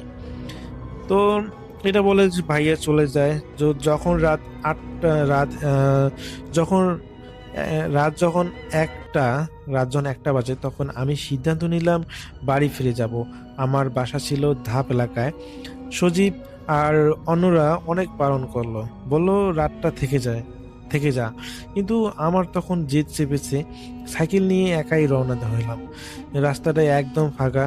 মাহিগঞ্জের সেই সরু পিচ ঢালা পথ, দুই পাশে ঘন পাঁচঝড় আর আম বাগান। বাতাসের শব্দে পাঁচঝড়গুলো মানে কোকিয়ে কোকিয়ে একটা কিরকম সাউন্ড হচ্ছিল। তো কবরস্থানের কাছাকাছি আসতেই আমি খেয়াল করলাম বাতাসটা যেন বেশি জোরেই বইতেছে আর কিরকম ঠান্ডা ঠান্ডা লাগতেছে আমাকে। তো আমি সাইকেল চালাচ্ছি, কিন্তু মনে হচ্ছে আমার সাইকেলের পিছনে কেউ একজন মনে হয় টেনে ধরে রেখেছে। আমি ঘামতে শুরু করলাম। আমার কাছে মনে হলো যে সাইকেলটাতে প্রচুর পরিমাণ প্রেশার দিতে হচ্ছে, সাইকেলটা কোনোভাবেই এগোচ্ছে না। তো হঠাৎ সামনে টর্চের আলোয় দেখলাম, আমার কাছে টর্চ লাইট ছিল। তো রাস্তার পাশে ঠিক মাঝখানে একটা বুড়ো মানুষ দাঁড়িয়ে আছে। আমি বেশ অবাক হলাম যে রাস্তার মাঝে আবার বুড়ো মানুষ কোত্থেকে এলো। আমি দেখলাম তার পরনে একটা লুঙ্গি আর গায়ে শুধু চাদর দিয়ে গায়ে একটা চাদর দিয়ে জড়ানো। তো আমি সেই মানুষটাকে দেখার সঙ্গে সঙ্গে সাইকেলের ব্রেক কষাইলাম। তো আমি অবাক হয়ে একটু কৌতূহল হয়ে জিজ্ঞেস করলাম, চাচা এত রাতে এখানে দাঁড়িয়ে কি করছেন? তো সেই বুড়ো মানুষটা কোনো কথা বলল না, শুধু আঙ্গুল উঁচিয়ে কবরস্থানের ভিতরে একটা বড় শিমুল গাছে দেখে ইশারা করলো। আমি কৌতূহলী হয়ে সেদিকে তাকাতেই আমার যেন কলিজা শুকিয়ে গেল। শিমুল গাছের ডালায় একটা নয়, অন্তত 7-8টা ছায়ামূর্তি ঝুলে আছে। তারা নড়াচড়া করতেছে। শুধু স্থির হয়ে আমার দিকে তাকিয়ে আছে এরকম নয়, তারা নড়াচড়া করতেছে এবং আমার দিকে ইশারা করতেছে। আমি ভয়ে পুরো লোকটার দিকে তাকালাম সাহায্য চাওয়ার জন্য। ভাবলাম যে ওই দিকে তাকানোর পর আমি যেটুকু ভয় পেয়েছি, এই জন্য আমি সেই বুড়ো লোকটার দিকে সাহায্য চাওয়ার জন্য তাকালাম, কিন্তু সেখানে কেউ নেই। রাস্তায় একদম ফাঁকা। মুহূর্তের মধ্যে আমার সাইকেলের চেনটা পিকের শব্দে মনে হয় ছিঁড়ে গেল, অথচ আমি সাইকেল একটু কষে দাঁড়িয়েছিলাম। তারপর আমার সাইকেলের চেনটা একটা শব্দ, মনে হয় যে চলন্ত সাইকেলটার হঠাৎ করে ছিঁড়ে গেলে যেরকম একটা শব্দ হয়, এরকম একটা শব্দ হলো। আমি অন্ধকার রাস্তায় একা দাঁড়িয়ে চারপাশ থেকে কি রকম একটা ফিসফিস শব্দ শুনতে পারলাম। মনে হচ্ছিল শত মানুষ মাটির নিচ থেকে কথা বলতেছে এই কবরস্থান থেকে। ঠিক তখন এই কবরস্থানের গভীর থেকে একটা কান্নার শব্দ ভেসে এলো। কোনো বাচ্চার কান্না নয়, মনে হচ্ছিল কোনো এক বৃদ্ধা ভিতরে টুকরে টুকরে কাঁদতেছে, কবরের ভিতর থেকে টুকরে টুকরে কাঁদতেছে। আমি কি করব বুঝতে পারলাম না। আমি সাইকেল ফেলে দৌড়াতে শুরু করলাম নিজের জীবন বাঁচাতে, কিন্তু যত দৌড়াচ্ছি মনে হচ্ছে আমি ঘুরে ফিরে একই জায়গায় আসতেছি। আমি যখন ঘন্টার পর 1 ঘন্টার মতো দৌড়ালাম, আমি দেখলাম সেই ঘুরে ফিরে আমি ওই শিমুল গাছের কাছাকাছি একটা সেই রাস্তাতেই দাঁড়িয়ে আছি। হঠাৎ আমার নাকে একটা তীব্র পচা মাংসের গন্ধ এলো, এত কটু যে গন্ধটা দম আসতেছিল। আমি কোনোভাবেই নিঃশ্বাস নিতে পারতেছিলাম না। আমি কি করব, আমি সাহায্যের জন্য পাগলের মতো চিৎকার করতে থাকলাম, কিন্তু কেউ আমার সাড়া দিল না। এরপরে হলো আমি কি করব বুঝতেছিলাম না, এবং সেই দেখি যে আমি তাকিয়ে দেখি সেই শিমুল গাছের অবয়বগুলো ধীরে ধীরে আমার কাছে আসতেছে। আমি দৌড়ানো শুরু করলাম পুনরায়। আমার কাছে এবার মনে হলো যে আমার মনে হয় পিছনে সেই অবয়বগুলো আমাকে ধাওয়া করতেছে। এবার আমি চোখ কান খোলা রেখে দৌড়ানো শুরু করলাম এবং দেখলাম যে সেই কবরস্থান থেকে আমি অনেক দূরে এসেছি। আমি চিন্তা করলাম যাই হোক, আমি মনে হয় পিছিয়ে ফিরছি, আমাকে হয়তোবা সেই অবয়বগুলো পিছু ছেড়ে চলে গেছে। কিন্তু আমার কিছুক্ষণ পরে আমি আবার পুনরায় আমার ধারণাটা ভুল প্রমাণিত হলো, কারণ আমি কিছুক্ষণ সামনে আসার পর আমি দেখি যে সেই কবরস্থানে আমি পুনরায় ঢুকে পড়েছি। আমি এতটাই অবাক হচ্ছি, কি করব বুঝতেছি না। তো সেই অবয়বগুলোতে আমাকে দেখে খুবই হাসাহাসি করতেছিল এবং ভয়ঙ্করভাবে তা আমার দিকে তাকাচ্ছিল। আমি কি করব পুনরায় বুঝতে পারলাম না। যদিও আমি অনেকক্ষণ দৌড়ার পর আমি হাঁপসে গিয়েছিলাম, এবং তারপরও নিজের শক্তি দিয়ে আমি দৌড়ানোর চেষ্টা করলাম। এবার আমি চিন্তা করলাম যে আমি যে দিক দিয়ে এসেছি আমি সেই দিকে দৌড়াবো, এবং এই দিক দিয়ে দৌড়ানোর সময় আমি লক্ষ্য করলাম যে আমি কতগুলো কবরের উপর দিয়ে দৌড়াচ্ছি, এবং কবরের দৌড়ার সময় আমি কোনো কিছুর সাথে একটা বাড়ি খাই এবং পড়ে যেয়ে আমি খুবই ব্যথা পাই এবং সেই সাথে আমি অজ্ঞান হয়ে যাই। এরপরে আমার কোনো কিছুই মনে নেই। তারপরের দিন যখন আমি সকালবেলা আমার জ্ঞান ফেরে, আমি দেখতে পাই যে আমি আমার বাসায় হলো শুয়ে আছি। পরে হলো আমি জানতে পারি যে সেই কবরস্থান থেকে অনেক দূরে একটা রাস্তায় নাকি আমি অজ্ঞান হয়ে শুয়েছিলাম, এবং পরবর্তীতে আমাকে হলো আমার এলাকার ওখান দিয়ে কিছু মানুষ যাচ্ছিল এবং তারা আমাকে চিনতে পেরে আমাকে বাসায় খবর দেয় এবং পরবর্তীতে আমাকে নিয়ে আসে। পরে যখন আমি সমস্ত ঘটনাগুলো বাসায় বলি, তারা আমার সাইকেলটা দেখে যে সেই কবরস্থানে সাইকেলটা পড়ে আছে। তো এই ছিল ঘটনা। তো এই ভাইয়ের হলো ঘটনাটা, তিনি কবরস্থানে প্রথমবারের মতো একটা ভৌতিক ঘটনার সম্মুখীন হয়েছিলেন এবং তিনি আমাকে শেয়ার করেছেন। আমার কাছে ঘটনাটা অনেক ভালো লেগেছিল। আমি জানি না রাসেল ভাই আপনার কাছে কেমন লেগেছে। আমি চেষ্টা করেছি ভাইয়ের মতো করে আপনাকে শেয়ার করার। যদি ঘটনাটা ভালো লাগে অবশ্যই শেয়ার করতে ভুলবেন না। তো আমি চেষ্টা করব পরবর্তীতে আপনাকে আরও সুন্দরভাবে ঘটনা উপস্থাপন করে পাঠানোর। তো সবাই ভালো থাকবেন, রাসেল ভাই ভালো থাকবেন, এই প্রত্যাশায়। আল্লাহ হাফেজ। আরও একটা ঘটনায় চলে যাব আমরা, এবং এই ঘটনাটা একটা অডিও ক্লিপ। চলুন শুনে আসি অডিও ক্লিপটি। আশা করছি এই অডিও ক্লিপটিও আপনাদেরকে অনেক অনেক আনন্দ দেবে। চলুন শুনে আসি। আসসালামু আলাইকুম ওয়া রাহমাতুল্লাহ। আমি হাবিব বলছি রাজশাহী থেকে। আপনারা হয়তো বা অনেকেই জানেন না, বা আপনাদের যারা অনেক সিনিয়র আছেন তারা হয়তো বা জানেন, বা আপনারা একটু খোঁজাখুঁজি করলেই জানতে পারবেন যে 1885 সাল থেকে 1915 সাল পর্যন্ত এই ভারতবর্ষ, বিশেষ করে আমাদের এই অঞ্চলে একটা ভূমি জরিপের ব্যবস্থা করা হয়েছিল। অর্থাৎ land recovery and survey department একটা প্রতিষ্ঠিত হয়, যাদের কাজ ছিল ব্রিটিশ সরকারের পক্ষ থেকে এই ভূমিগুলো কাকে ইজারা দেওয়া আছে বা কোন জমিদারের কাছে আছে সবকিছু একত্রে নথিভুক্ত করা এবং সীমানা নির্ধারণ করা। তো আপনারা যারা জানেন যে এই সীমানা নির্ধারণের কাজ বা ল্যান্ড সার্ভে যখন শুরু হয়, তখন বিভিন্ন অঞ্চলে আসলে ল্যান্ড সার্ভের যারা লোক আছেন তারা ঘুরে ঘুরে বিভিন্ন জায়গায় আপনার মার্কিং করেন বা এইগুলো মাপেন, ঠিক সেই সময় কিন্তু এরকম একটা বিশেষ ব্যবস্থা চলছিল। এখন যে ঘটনাটা বলবো সেটা হচ্ছে পূর্বে যে ঘটনাটা বললাম তার থেকেও 5-7 বছর পরের একটি ঘটনা, তবে এটা 1915 সালের কাছাকাছি। তখন সমগ্র বাংলা অঞ্চলে বা এই বঙ্গ অঞ্চলে এরকম ল্যান্ড সার্ভে চলছে বিক্ষিপ্তভাবে বিভিন্ন জায়গায়, ওই অঞ্চলেও ল্যান্ড সার্ভে শুরু হয়। তো ওই বিলের মধ্যে যখন ল্যান্ড সার্ভেটা শুরু হয় তখন হচ্ছে এই ভূমি অফিস থেকে অথবা তখন যারা যে ডিপার্টমেন্ট ছিল তাদের ওখান থেকে লোক আসে। সাধারণত যারা পশ্চিমা থাকতো অর্থাৎ ব্রিটিশ যারা থাকতো তারাই বড় বাবু হতেন, কিন্তু তখন আস্তে আস্তে বিষয়গুলো শিথিল হয়ে আসছে। তাদের মধ্যে অর্থাৎ যারা জমি মাপেন তাদের মধ্যে যারা বড় বাবু ছিল তারা সহ একটি দল আসলে ওই অঞ্চলে জমি মাপতে চায়।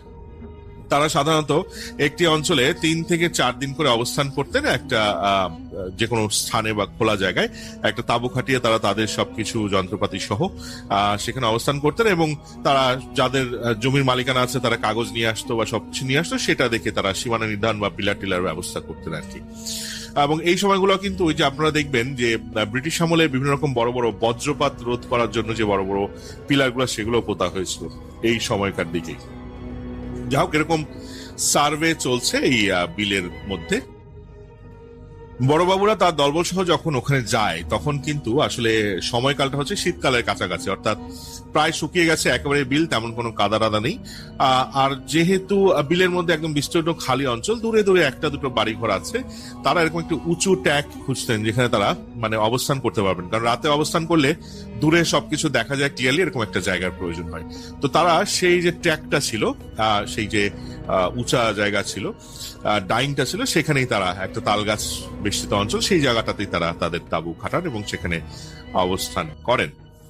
যেহেতু শীতকাল সেহেতু সন্ধ্যা নামার আগে আগেই, সন্ধ্যা খুব দ্রুত নেমে পড়ে এবং সন্ধ্যা নামার আগে আগেই কিন্তু বেশ কুয়াশাচ্ছন্ন জায়গা। ওখানে তারা রান্না বাড়া খাওয়ার সবকিছুর ব্যবস্থা তারা নিজেদের মতো করে নেন এবং প্রকৃতিটাকে সাড়া দেওয়ার জন্য যা ব্যবস্থা ছিল সবকিছু তারা ওই জায়গায় নিজের মতো করেন। তারা ওখানে প্রথম দিন অবস্থান করলেন এবং দ্বিতীয় দিন যখন মাপযোগ করছেন, যে কোনো একটা সীমানা পিলার পোতার জন্য যখন তারা করেছেন, সেখানে তারা সৌভাগ্যক্রমে একটা সোনার কয়েন পান, একটা মোহর পান। এই মোহরটা পাওয়ার সাথে সাথে বড়বাবু দেখেন এবং তিনি তার কাছে রেখে দেন।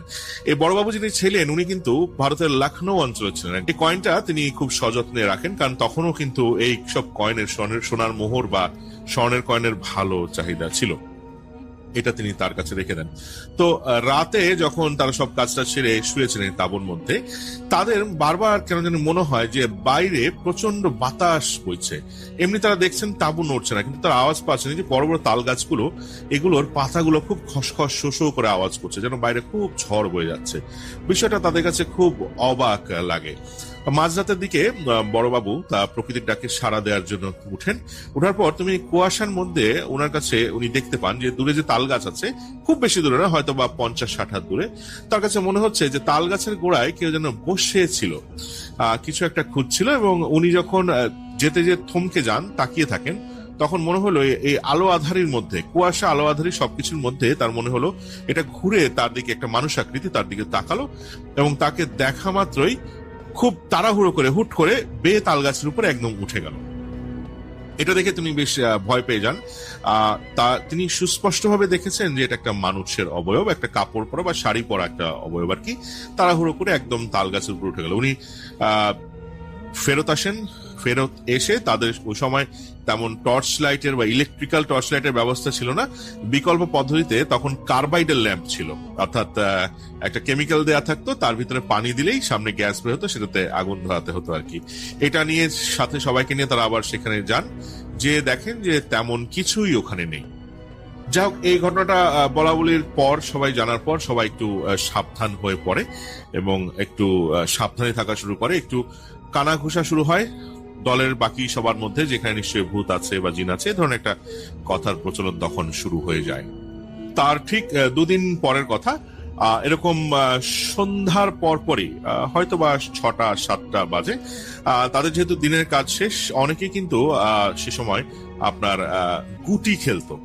শব্দটা গুটি এই কারণে বলছি, কারণ এখন হয়তোবা আমরা লুডু বলে থাকি, কিন্তু তখন কিন্তু এক ধরনের বোর্ড পাওয়া যেত, যেটা হচ্ছে আপনার 6 মাথা, অর্থাৎ ডাইস থাকতো। তো তারা বসে কুপি জ্বালিয়ে বাইরে একটা তাল গাছের গোড়ায় এরকম গুটি খেলছেন কয়েকজন লোক মিলে, নিম্ন স্তরের যারা কর্মকর্তা, যারা জমি টমি মাপেন তারা। তো খেলতে খেলতে এই সময় বড়বাবু আসেন। বড়বাবু তাঁবু থেকে বের হয়ে আসলে সবাই খুব মানে সচেতন হয়ে যান। বড়বাবু বলেন যে আপনারা কি খেলছেন দেখেন উনি, দিয়ে বলেন যে তাহলে আমিও খেলি। তো এভাবে বসে সবাই মিলে খেলা শুরু করেন সময়টা পার করার জন্য। কিছুক্ষণ পরই তারা একটা আওয়াজ পান পেছন থেকে, কোনো জঙ্গলি জানোয়ার হয়তো বা কুকুর এই ধরনের কোনো কিছু একটা যদি কোনো ঝোপ ঝাড় বা ময়লার মধ্যে দিয়ে যাতায়াত করে বা কিছু খুঁড়ে, তাহলে যে আওয়াজটা হতে পারে ঠিক সেরকম। তো এটা দেখে তারা সবাই ঘুরে তাকায়। তো আলো কিন্তু তখন তেমন নেই। তারপর আলো আধারিতে যেটা তারা বুঝতে পারে যে ওখানে আপনার কেউ একজন মানুষ অবয়ব বসে এই ময়লার মধ্যে, অর্থাৎ বিভিন্ন পাতা পড়ে আছে, তালের ডগা পড়ে আছে, এগুলোর মধ্যে এই ট্যাকের উপর কিছু একটা হাতড়াচ্ছে বা খুঁজছে। তারা প্রথমে ভাবে যে এটা হয়তো বা কোনো পাগল বা কোনো কিছু হতে পারে, সেভাবেই মনে হয়েছে তাদের সবার কাছে। তো এর মধ্যে তিনি তার সাথে একজনকে বলেন যে আচ্ছা বাদ দাও, আমরা যেটা করছি সেটা আমরা খেলতে থাকি। কিন্তু এটা চলতেই থাকে। পিছনে দেখা যায় যে সে কোনো একজন ব্যক্তি হবে, এটা খুব খোঁজাখুঁজি করছে। তো এক পর্যায়ে তার আওয়াজ দেয়, কে ওখানে, কি খুঁজছেন? কোনো আওয়াজ নেই ওখানে, কোনো রকম কোনো আওয়াজ টাওয়াজ নেই। যাও কিছুক্ষণ পর তারা আবার খেয়াল করেন যে ওখানে আর কেউ নেই, চলে গেছে। তো আস্তে আস্তে রাত হতে থাকে।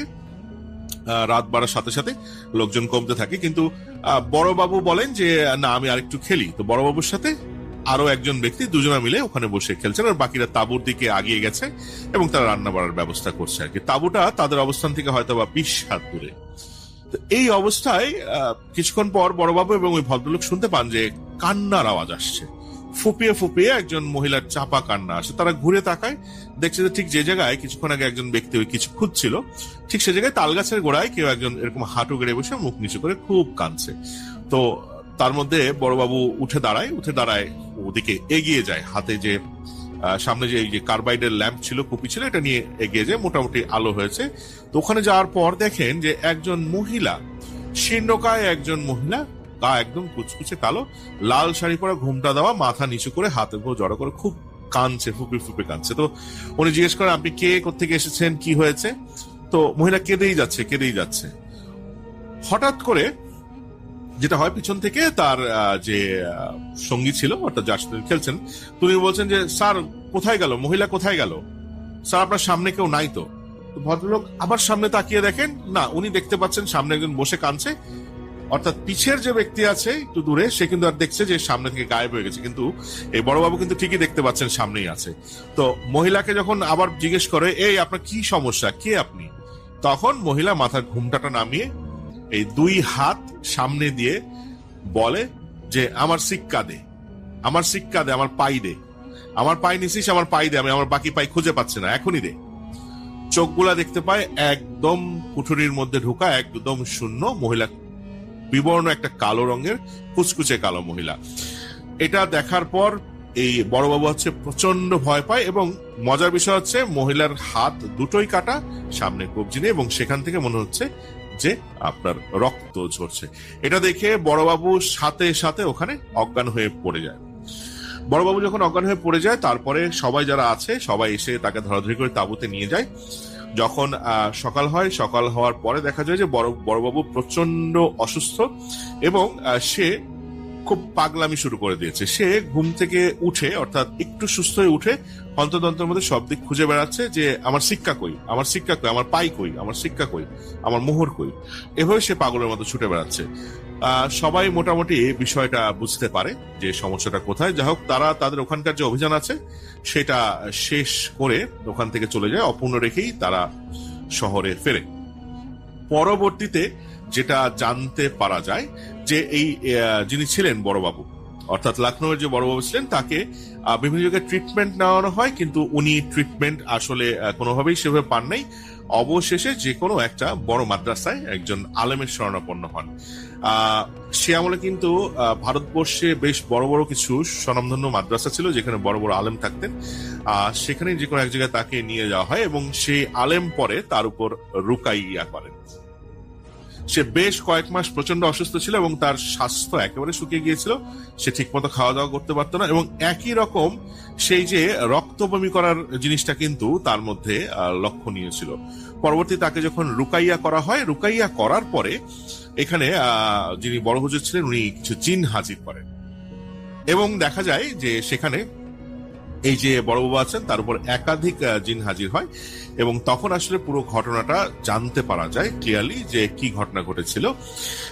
এই যে সিক্কাগুলা ছিল, যারা যারা পূর্ববর্তী যারা ডাকাত ছিলেন তাদের অনেকের কাছ থেকে সিক্কাগুলা রিকভারি হয় এবং গ্রামবাসী যারা ছিলেন আশপাশে তারা ভয়ে এই স্বর্ণের মোহরগুলা কিন্তু কেউ নিত না। তারা এই মোহরগুলা নিলেই যেই নিয়েছে সেই ক্ষতিগ্রস্ত হয়েছে এবং এগুলো নিয়ে ওই যে ডাইং বা ট্যাগ আছে, সে ডাইং বা ট্যাকের কাছে যে সবাই ওগুলো ফেলে দিয়ে এসেছিল। কালের বিবর্তনে এগুলো মাটিতে গেড়ে গেছে বা পুঁতে গেছে বা কাদার মধ্যে ডুবে গেছে। পরবর্তী যারা যখন এটা যায় তখন এটা পায় এবং তাতেই সমস্যা হয়। এর মূল কারণ হচ্ছে মেইন যে জমিদার ছিলেন উনি কিন্তু কালো জাদু করতেন এবং সেই যে একটা প্রথা ছিল চখের ধনের মতো প্রথা, ঠিক সেরকম তার বোন এবং তার মেয়ে যখন যাত্রা করছিল সে কিন্তু এই যখের ধনের যে যজ্ঞটা আছে সেটা করে কিছু খারাপ জিনিস হাতে দিয়ে দিয়েছিল যাতে তার এই সম্পদগুলো অন্য কারো হাতে না যায়, সঠিকভাবে পৌঁছায়। এবং যখন ডাকাত দল এভাবে তাদেরকে হত্যা করে এবং বাকি কাজগুলো করে তখন কিন্তু এক ধরনের অভিশাপ লেগে যায়। এই কারণে এই কিছু জিন আছে যারা হচ্ছে কিছু খারাপ জিন যারা হচ্ছে এই সব সময় এই সিক্কাগুলাকে বা এই সম্পদগুলাকে পাহারা দেয়। এটা যেই নেওয়ার চেষ্টা করবে সেই ক্ষতিগ্রস্ত হবে। বিভিন্ন আলোচনা বা বিভিন্ন প্রসেসের মাধ্যমে অবশেষে এই যে বড় হুজুর ছিলেন বা আলেম ছিলেন উনি এই সমস্যাটার সমাধান করতে সক্ষম হন। বড়বাবু অবশেষে জানে বাঁচেন আল্লাহর রহমতে। এই ছিল একদম সর্বশেষ একটা ঘটনা। এর মাঝে এই যে ডাকাত দলগুলো আছেন এদের বিভিন্ন ব্যক্তি কিন্তু বিভিন্ন রকম ঘটনা আমি জানতে পেরেছি, সবগুলো আসলে শেয়ার করা সম্ভব না, খুব বিচিত্র। যেমন এর মধ্যে একজনটা জানতে পেরেছি যে সেই যে পাইগুলো ছিল ওই পাইগুলো গলিয়ে একটা সোনার চেন বানিয়ে তার বাচ্চাকে, তার মেয়ে হয়েছিল সদ্য ভূমিষ্ঠ বাচ্চা, তাকে দিয়েছিলেন এবং এই মেয়েটাও কিন্তু পানিতে ডুবে একসময় মারা যায়। তো যারাই এই শিক্ষাগুলা বা এখান থেকে স্বর্ণ মোহর এগুলা নিয়েছিল তারা কিন্তু প্রত্যেকে কোনো না কোনো ভাবে অভিশপ্ত হয়েছে এবং ধ্বংস হয়েছে বলে ইতিহাসে এটা খুঁজে পাওয়া যায়। আরো একটা ঘটনায় চলে যাব আমরা এবং এই ঘটনাটা একটা অডিও ক্লিপ। চলুন শুনে আসি অডিও ক্লিপটি। আশা করছি এই অডিও ক্লিপটিও আপনাদেরকে অনেক অনেক আনন্দ দেবে। চলুন শুনে আসি। হ্যালো রাসেল ভাই, আসসালামু আলাইকুম। আমি রংপুর থেকে সিয়াম বলছি। আর আসলে as a health care provider, তো আজকে আমি যে ঘটনাটা শেয়ার করছি সেই ঘটনাটা আসলে আমার পরিবারেরই একজনের সাথে ঘটা, আমি তার নাম বলবো না। তো তারা স্বামী স্ত্রী দুজনই হচ্ছে সরকারি চাকরিজীবী।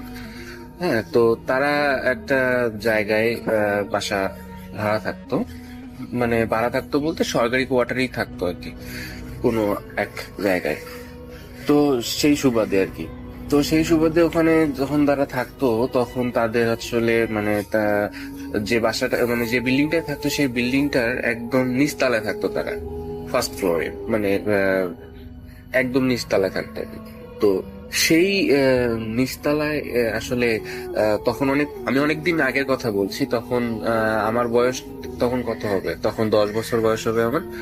আর এটা আমি কথা বলছি তাও আনুমানিক 2007-08 দিকের কথা বলছি, 7-8 সালের কথা বলছি। তখন আসলে ওই সময় যে জায়গাটায় বাসা ভাড়া থাকতো, তো ওই জায়গাটার আশেপাশের পরিবেশটা কিন্তু অতটা মানে ভালো ছিল না। মানে পরিবেশটা ভালো ছিল না বলতে জঙ্গল ছিল, বাঁশঝাড় ছিল, আপনার অনেক গাছগাছালি ছিল, অনেক ঘন পরিবেশ ছিল আর কি ওখানে। মানে ভৌতিক একটা ব্যাপার ছিল ওখানে আসলে প্রথম থেকেই। তো আসলে যে ঘটনাটা ঘটছে সেটা হচ্ছে তো আমার যে ওই আত্মীয় উনি হচ্ছেন দুজনই যেহেতু সার্ভিস হোল্ডার ছিল সেহেতু ওনাদের মধ্যে ওনারা ডিসাইড করলেন একদিন যে আশেপাশের যে জায়গাটা আছে সেই জায়গাটা আসলে পরিষ্কার করবেন আর কি, পরিষ্কার করে ওটাকে একটা ডিসিপ্লিন একটা পরিবেশের সৃষ্টি করবেন তারা, এরকম একটা ডিসাইড করলেন। তো তারা হচ্ছে তো গেল ওখানে, মানে আশেপাশের পরিবেশে পিছনে একটা বাঁশঝাড় ছিল, পিছনে এরকম অনেক গাছগাছালি ছিল। তো তারা নিজ দায়িত্বেই সেই সময় আর কি ওটা পরিষ্কার করা শুরু করলো আর কি। তো আমি বলে রাখতে চাই যে ওখানে কিন্তু আপনার মানে ওই সময় কিন্তু ওই যে আমার আত্মীয়ের একটাই মাত্র ছেলে ছিল, তাদের সন্তান ছিল একটাই। ওই সময় তার বয়স কত হবে, আমার সমানই হবে তখন। তো মানে ওই সময় তখন আমার সমানে ছিল, 10 বছর বা 12 বছর বয়স। তো আসলে তখন হচ্ছে মানে যখন বিড়াল মানে ওখানে যখন তারা মানে পরিষ্কার করছিল, তো পরিষ্কার করার সময় আসলে কি হবে ব্যাপারটা, যে এভাবে প্রতিদিন পরিষ্কার করতো তারা। প্রতিদিন পরিষ্কার করতে করতে একদিন এরকম হইলো যে সন্ধ্যা, একদম গধূলির যে সময়টা, একদম সন্ধ্যা মাগরিবের আজান হবে এরকম একটা সময়, সেই সময় এসে তো আমার ওই মানে খালা উনি হচ্ছে ঝাড় দিচ্ছিল ওখানে পিছনে বাঁশঝাড়ের কাছে। তো হঠাৎ বাঁশঝাড় থেকে একটা কুচকুচে কালো ছোট বাচ্চা, একদম ধরেন যে কত হবে, কেবল হাঁটতে শিখছে এরকম একটা বয়স, 3-4 বছর বা 2 বছর বয়স হবে, 2-3 বছর বয়স হবে। তো এত কম বয়সে একটা ওই ছোট বাচ্চাটা, একদম কুচকুচে কালো দেখতে, মাথায় কোনো চুল নাই, হ্যাঁ একদম কুচকুচে কালো, এবং গায়ে কোনো কাপড় ছিল না, ছোট বাচ্চা। তখন সে আসলে মানে বাজার থেকে বের হয়ে আমার ওই খালার কাছে আসতেছে। যখন এই কাছে আসতেছে তো সে ভয় পেয়ে গেছে, হ্যাঁ ভয় পেয়ে গেছে, ভয় পেয়ে হচ্ছে মানে সরে আসছে, এবং প্রথমে মানে রাগ হয়েছে যে এই তুমি যাও যাও এখান থেকে যাও, মানে এরকম বলছে। তো যখন এরকম জোরে চিৎকার করছে তখনই হচ্ছে ওই যে বাচ্চাটা ওটা আবার দৌড়ে বাচ্চার ভিতরে চলে গেছে। তো এটাতে আসলে সে মানে মারাত্মক রকমের ভয় পেয়ে গেছে। ভয় পাওয়ার পরে তো তিনি আবার মানে ওখানেই ছিলেন আর কি, আশেপাশে মানে একটু দূরে চলে গেলেন, ওখানে গিয়ে আবার ঝাড় দিচ্ছিলেন। তো একদিন ওই বাচ্চাটা আবার বাচ্চার থেকে বের হয়ে হচ্ছে আবার ওই আমার খালার কাছে চলে আসে, মানে কাছে আসতে যাচ্ছে, মানে জড়া ধরতে যাচ্ছে। এরকম ছোট বাচ্চারা যেমন আলিঙ্গন করতে চায় বড় বাচ্চা বড়দেরকে, ঠিক তেমনি আলিঙ্গন। তো আমার যে খালা উনি হচ্ছে হাতে ঝাড়ু ছিল, সেই ঝাড়ু দিয়ে বাচ্চাটাকে মারছে, মানে তো বাচ্চাটাকে মানে আমার খালা ওই সময় শিওর হয়ে গেছিল যে এটা কোনো নর্মাল কোনো কিছু না, এটা নর্মাল কোনো কিছু, জিন বা পরি এই টাইপের কোনো কিছু হবে। মারছে, এবং মারার সাথে সাথে বাচ্চাটা দৌড়ায়া বাজারের ভিতরে চলে গেছে। এভাবে কন্টিনিউয়াসলি সে বাচ্চাটা আরো 2 বার আসছে, এবং ওই বাকি 2 বারই আমার যে খালা উনি হচ্ছে ঝাড়ু দিয়ে মারছে এবং চলে গেছে, ভিতরে চলে গেছে। তো এটাতে আমার খালা প্রচুর ভয় পাইছে, এবং তারপরে তিনি বাসায় আসছেন। বাসায় আসার পরে তার রুমের মধ্যে তিনি ছিলেন, কিন্তু যন্ত্রণা শুরু হয়েছে তারপর থেকে। ঘটনাটা কিরকম যে রাতের বেলা যখন আমার খালা রাতে ঘুমিয়ে আসছেন, মনে হচ্ছে যে উপরে মানে 2য় তলায় কে যেন মানে যে আগে ছিল না যে শিলপাটা, যে মশলা বাটতো বা বাটে, যে একটা শিলপাটা পাথরের উপরে, শিলপাটার মধ্যে কে যেন হচ্ছে মশলা বাটতেছে বা এরকম মনে হচ্ছে উপরতলায় রাতে 3টা-4টার দিকে। তো রাতে 3টা-4টার দিকে এটা কিন্তু পুরোপুরি অ্যাবনর্মাল, আসলে কোনো ফ্যামিলিতে এরকম আসলে রাত 3টার দিকে। তো পরের দিন দুপুরের দিকে খালা চলে গেছে উপরে গিয়ে জিজ্ঞেস করছে ওদেরকে 2য় তলায় যারা থাকতেন। তো তাদেরকে জিজ্ঞেস করার পরে তারা বলতেছে না, আমাদের বাসায় তো মানে ওই শিলপাটাই, যেটা শিলপাটা বলি আমরা, সেই শিলপাটাটাই নাই, মানে ওরকম বাটার মতো কোনো কিছু নাই তারা কেন শিল পাটবে। এটাতে তো মানে অবাক হয়ে গেছে। তো বিভ্রম মনে করেই তারা আমার খালা ওটা ছেড়ে দিচ্ছে, ব্যাপারটাকে ইগনোর করছে। তো মজার ব্যাপার হচ্ছে তার এভাবে করতে করতে করতে করতে তো ওইখানকার একটা চিকন গাছ ছিল, মানে ওই বাঁশঝাড়ের পাশে একটা চিকন গাছ ছিল। তো চিকন গাছটা মানে বাজারের ঠিক পাশেই ছিল এবং ওটা অনেক চিকন গাছ ছিল, আম গাছের মতো আম গাছ ছিল ওটা সম্ভবত। তো সেই আম গাছে মানে চিকন একটা আম গাছ ছিল, মানে কেবল রোপণ করা হয়েছে, রোপণ করার পরে বড় হয়েছে, লম্বা হয়েছে এরকম 12 ফিট লম্বা হবে এরকম। হ্যাঁ, তো এই গাছটা, তো আমার যে খালু ছিলেন উনি আর কি মানে একটা মানে রাস্তার মাঝখানে গাছটা ছিল আর কি, মানে যে জায়গা দিয়ে মানুষ হাঁটবে সেই রাস্তার মাঝখানে, যেহেতু ওটা একদম মানে মানে জঙ্গল টাইপের জায়গা ছিল, তো সেই রাস্তাটা ছিল, রাস্তার মাঝখানে গাছটা জন্মাইছিল। তো গাছটাকে তো আমার যে খালু আছে উনি কেটে দিছেন, ঠিক আছে, গাছটাকে কেটে দিছেন। যেদিন কেটে দিছেন সেদিন রাতের বেলা আমার খালা রাতে স্বপ্ন দেখলেন যে তোর কোনোদিন আর সন্তান হবে না, এরকম একটা স্বপ্ন দেখছেন তিনি। কে যেন রাতে স্বপ্নে তাকে এসে বলতেছে যে তোর আর কোনোদিন সন্তান হবে না, এই ধরনের কথা বলছে। তো এটার জন্য আসলেই তারপর থেকে সন্তান হচ্ছে না, মানে আমার খালার কোনো সন্তান সম্ভব হচ্ছেন না, মানে এটা নিয়ে আসলে তার অনেক ট্রিটমেন্ট করা হয় আসলে, কিন্তু তারপর থেকে আর কখনোই তার সন্তান হচ্ছে না। তো আসলে এটা ট্রিটমেন্টের জন্য তিনি আসলে অনেক চেষ্টা করছেন। আমি যদি একটু বলি, এখানে আরেকটু ব্যাপার আছে, সেটা হচ্ছে তো ট্রিটমেন্ট করার জন্য কিন্তু আমার যে খালা উনি কিন্তু বগুড়ায় গেছিলেন। তো বগুড়ায় গিয়ে বগুড়ায় গিয়েছিলেন, মানে বগুড়ায় হচ্ছে আমাদের, যেহেতু আমার খালা আমাদের নানা বাসা আর কি বগুড়ায়। তো বগুড়ায় গিয়ে তিনি হচ্ছে আমার যে মামিকে গিয়ে পুরো ঘটনাটা বললেন, সবকিছু ফার্স্ট থেকে লাস্ট পর্যন্ত। তো উনি আমার মামি বললেন যে এখানে অনেক ভালো একজন বুজুর্গ ব্যক্তি আসে, এই ব্যক্তির কাছ থেকে যদি আমরা যাই তাহলে হয়তো এটা সলিউশন হতে পারে। তো তারা চলে গেলেন আসলে ওই বুজুর্গ ব্যক্তির বাসায়, মানে উনি আর কি এই ধরনের সমস্যাগুলো সমাধান করতে পারতেন। তো ওনার বাসা ছিল অনেক দূরে ছিল, ওই সময় আমরাও গিয়েছিলাম আর কি, আমরাও গিয়েছিলাম, সব পরিবার একসাথেই গিয়েছিলাম ওখানে। তো তখন আমিও ছোট, ও ছোট, দুজন মিলে গিয়েছিলাম। তো আমরা গিয়েছি, যাওয়ার পরে হচ্ছে ওই বুজুর্গ ব্যক্তির অনেক দূরে বাসা, আমাদের নানা বাসা থেকে অনেক দূরে বাসা ওনার। তো অনেক দূর দীর্ঘ যাত্রা আমরা করলাম, করার পরে ওখানে পৌঁছানোর পরে ওনার বাসায় গিয়ে ঢোকার পরে উনি তখন মানে এরকম রোগী দেখতেছিলেন আর কি, মানে ওনার কাছে আরো অনেকেই আসছে আর কি সলিউশন নিতে। তো উনি সবার ট্রিটমেন্ট দিচ্ছেন। তো আমাদেরকে বসতে বললো, তা আমরা ঘরের ভিতরে ওই দিকে গিয়ে বসলাম।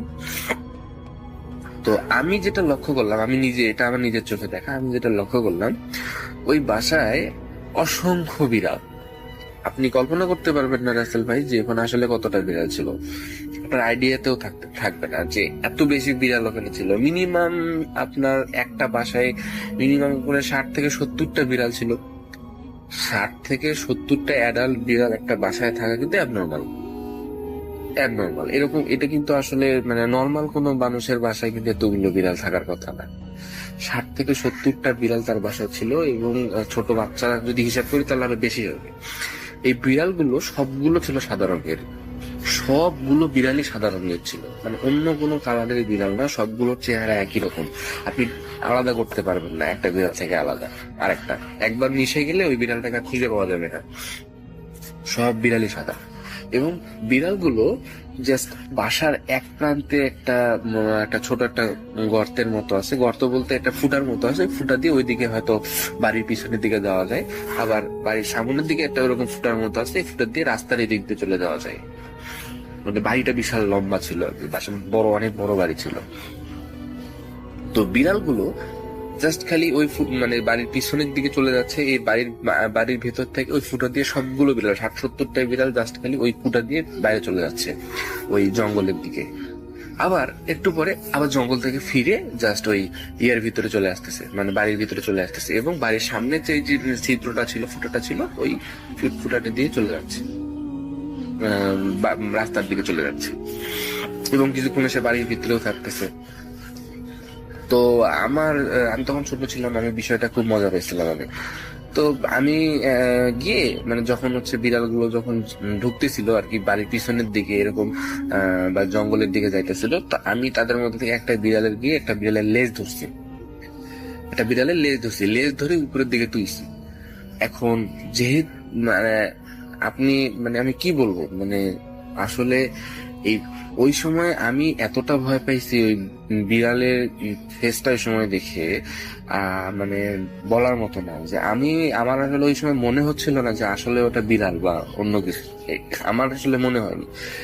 মানে এতটা ভয়ঙ্কর একটা চেহারা আমি ওই সময় এখানে দেখছি ওই বিড়ালটা। আমি সাথে সাথে বিড়ালটাকে ছেড়ে দিছি। তো যাক, এটা ছিল হচ্ছে ওই বুজুর্গ ব্যক্তির সাথে দেখা করার আগের বিষয়। বুজুর্গ ব্যক্তির সাথে যখন আমি দেখা করলাম, আমরা মানে আমার খালা, আমার আম্মা ছিলেন, আমার মামি ছিলেন, আমার খালাতো ভাইরা ছিলেন, সবাই মিলে আসলে এর সাথে গেলেন। তা আমরা যখন বসেছিলাম তখন দেখা গেল যে তিনি বলতেছেন এভাবে যে যে মা তোমার হচ্ছে, মানে আমার খালাকে বলতেছে, মা তুমি যেখানে যে তুমি রংপুর থেকে আসছো না? তো খালা বলতেছে হ্যাঁ আমি রংপুর থেকে আসছি। বলছে যে তুমি তো এই জায়গায় থাকতে? বলছে হ্যাঁ এখানে থাকতাম। তারপরে বলতেছে যে তোমার বাসার পাশে একটা মোটা কাঁঠাল গাছ আছে না? হ্যাঁ, আসলে কিন্তু সত্যি যে খালারা যেখানে থাকতেন সেখানে কিন্তু একটা মোটা কাঁঠাল গাছ আছে। এটা কিন্তু ওই বুজুর্গ ব্যক্তির জানার কোনো কথা না। বলছে হ্যাঁ আছে। বলতেছে যে ওই কাঁঠাল গাছের পাশে যে বাঁশঝাড়টা আছে, সেই বাঁশঝাড়ের পাশে একটা গাছ ছিল। ওই আমার খালু যে গাছটাকে কেটে দিয়েছে সেই গাছের কথা বলছেন, এবং বলছেন যে ওই গাছটা ছিল এবং তোমার স্বামী সেই গাছটা কেটে ফেলেছে। তো আমার খালা বললেন হ্যাঁ আমার স্বামী এটা কেটে ফেলেছে। বলছে হ্যাঁ ওই গাছটা আসলে তোমার স্বামী কাটা উচিত হয়নি, তোমার স্বামীর ওই গাছটা কাটা উচিত হয়নি। ওই গাছটা কাটার কারণে ওই যে জিনিসটা ওই গাছের মধ্যে থাকতো সেইটা তোমাকে তোমার আর কোনোদিন সন্তান হতে দিচ্ছে না, এবং ওখানে একটা মানে একটা পরিবার থাকতো, ওখানে মানে একটা জিনের পরিবার থাকতো। সেই পরিবারের ওই যে ছোট বাচ্চাটার কথা আপনাকে বললাম রাসেল ভাই, সেই বাচ্চাটা ছিল হচ্ছে ওই জিনেরই একটা সন্তান আর কি। তো যেহেতু মানে ওই প্রথমের দিকে একবার মানে ঝাড়ু দিয়ে ওই বাচ্চাটাকে মারছে আমার খালা, এবং পরবর্তীতে যে জিনটা যে গাছটায় থাকতো সেই গাছটার হচ্ছে আমার খালু কেটে দিয়েছে। তো এই কারণে, এই ঘটনাটার কারণে আসলে আমার মানে যে খালার তার সন্তান হবে না এই ধরনের একটা কথা বললেন। তো তারপরেও উনি বললেন যে আমি একটু শেষ চেষ্টা করে দেখতে পারি, যদি তুমি চাও আমি শেষ চেষ্টা করে দেখতে পারি। এবং তখন উনি চিকন চিকন 3টা পাতা নিলেন, একদম চিকন। আমরা কিছু যে ধানের গাছের যে পাতাগুলো থাকে একদম চিকন চিকন, এই ধরনের একটা চিকন তিনি পাতা নিলেন। 3টা পাতা নিয়ে ছোট ছোট টুকরা করে 3টা পাতা নিলেন। তো 3টা পাতা উনি একটা গ্লাসে ভর্তি করে পানি নিলেন, এবং পানি নেয়ার পরে উনি বললেন যে এই গ্লাসের পানির মধ্যে আমি 3টা পাতাকেই আমি ফেলে দিব। 3টা পাতাকে আমি ফেলে দিব। যদি 3টা পাতা 3টা স্তরে থাকে, মানে উপরে একটা, মাঝে একটা এবং পানির তলদেশে একটা, 3 স্তরে থাকে, তাহলে তুমি বুঝে নিও তোমার কখনো আর সন্তান হবে না। মানে এটা মানে এই সাইনটা মানে হচ্ছে, মানে ওনার মতে এই সাইনটা হচ্ছে জিন তাকে বলছে যে না, সে রাজি না। মানে জিন এই যে ঘটনাটা আমার খালার সাথে ঘটাইছে, এই ঘটনাটা রিপেয়ার মানে এই ঘটনাটা থেকে আমার খালা কখনো বেরোইতে পারবে না। জিন দ্বিমত প্রকাশ করছে যদি এই সাইনটা ওখানে দেখা যায় পানির মধ্যে। আর যদি 3টা পাতাই যদি পানির নিচে চলে যায়, একদম পানির তলদেশে চলে যায়, তাহলে বুঝতে হবে যে জিন এখানে নাই, মানে জিন ছেড়ে চলে গেছে। তো যখন আমার চোখের সামনে দেখা, যখনই উনি পাতাটা দিলেন ওই ইয়ার মধ্যে, 3টা পাতাই পানির উপর ছেড়ে দিলেন, আপনি বিশ্বাস করবেন না রাসেল ভাই, উপরে একটা পাতা থাকলো, মাঝখানে একটা পাতা থাকলো, এবং সব পানির তলদেশে কিন্তু একটা পাতা থাকলো। এবং এই যে পানির তলদেশে একটা পাতা থাকলো, এই যে 3টা পাতা একদম স্থির হয়ে পানির মধ্যে থাকলো। এবং উনি যে কবিরাজ বা বুজুর্গ ব্যক্তি যিনি যার কাছে, উনি বললেন যে না, তুমি এইখান থেকে তুমি কখনো বেরোতে পারবে না, তোমার কখনো সন্তান হবে না। এবং এটা সত্যি যে আজ এত বছর পরেও আমার কিন্তু খালার কোনো সন্তান হয়নি। তিনি কিন্তু মানে তার কিন্তু একটাই সন্তান এখন পর্যন্ত, এবং ওই জিনিসটা এখন পর্যন্ত তার সাথে আছে কিনা সেটা আমি জানি না, তবে কিন্তু ওই ব্যাপারটা ঘটার পর থেকে কিন্তু আমার খালার আর কখনো সন্তান হয়নি। এই ছিল আমার ঘটনা রাসেল ভাই, ধন্যবাদ। আমরা চলে যাব আমাদের পরবর্তী অতিথির কাছে। আপনার নামটা প্লিজ একটু বলবেন, আপনি কোথা থেকে এসেছেন সেটা বলবেন, তারপরে আপনার ঘটনায় যাব। থ্যাংক ইউ রাসেল ভাই। আসসালামু আলাইকুম লিসেনার্স। আসসালামু আলাইকুম রাসেল ভাই। আমি এরশাদ, উত্তরা থেকে। রাসেল ভাই, আজকে যে ঘটনাটা বলবো এটা একজন ইয়েলো ক্যাব চালক, উনি দক্ষিণখান থাকেন। সামাও আমি তাকে চিনি, ওনার নাম জাহিদ ভাই, ওনার কাছ থেকে নেয়া। ঘটনাটা ঘটেছে লাস্ট স্যাটারডেতে। তো জাহিদ ভাই যেভাবে বলেছেন, আমাকে এক্সপ্লেন করেছেন, আমি এটা বললাম। থ্যাংক ইউ জাহিদ ভাই, আপনি মনে হয় শুনছেন। আচ্ছা, জাহিদ ভাই লাস্ট স্যাটারডেতে রাত 11টার দিকে হাতির পড়েছিল। তো উনি ওয়াজ ওয়েটিং যে কোনো যদি প্যাসেঞ্জার পায় উত্তরার দিকে তাহলে উনি তাকে নিয়ে আসবে, যেহেতু উনি দক্ষিণখান থাকেন। তো সাডেনলি এক কাপলকে উনি পেলেন যারা এয়ারপোর্টে আসবে।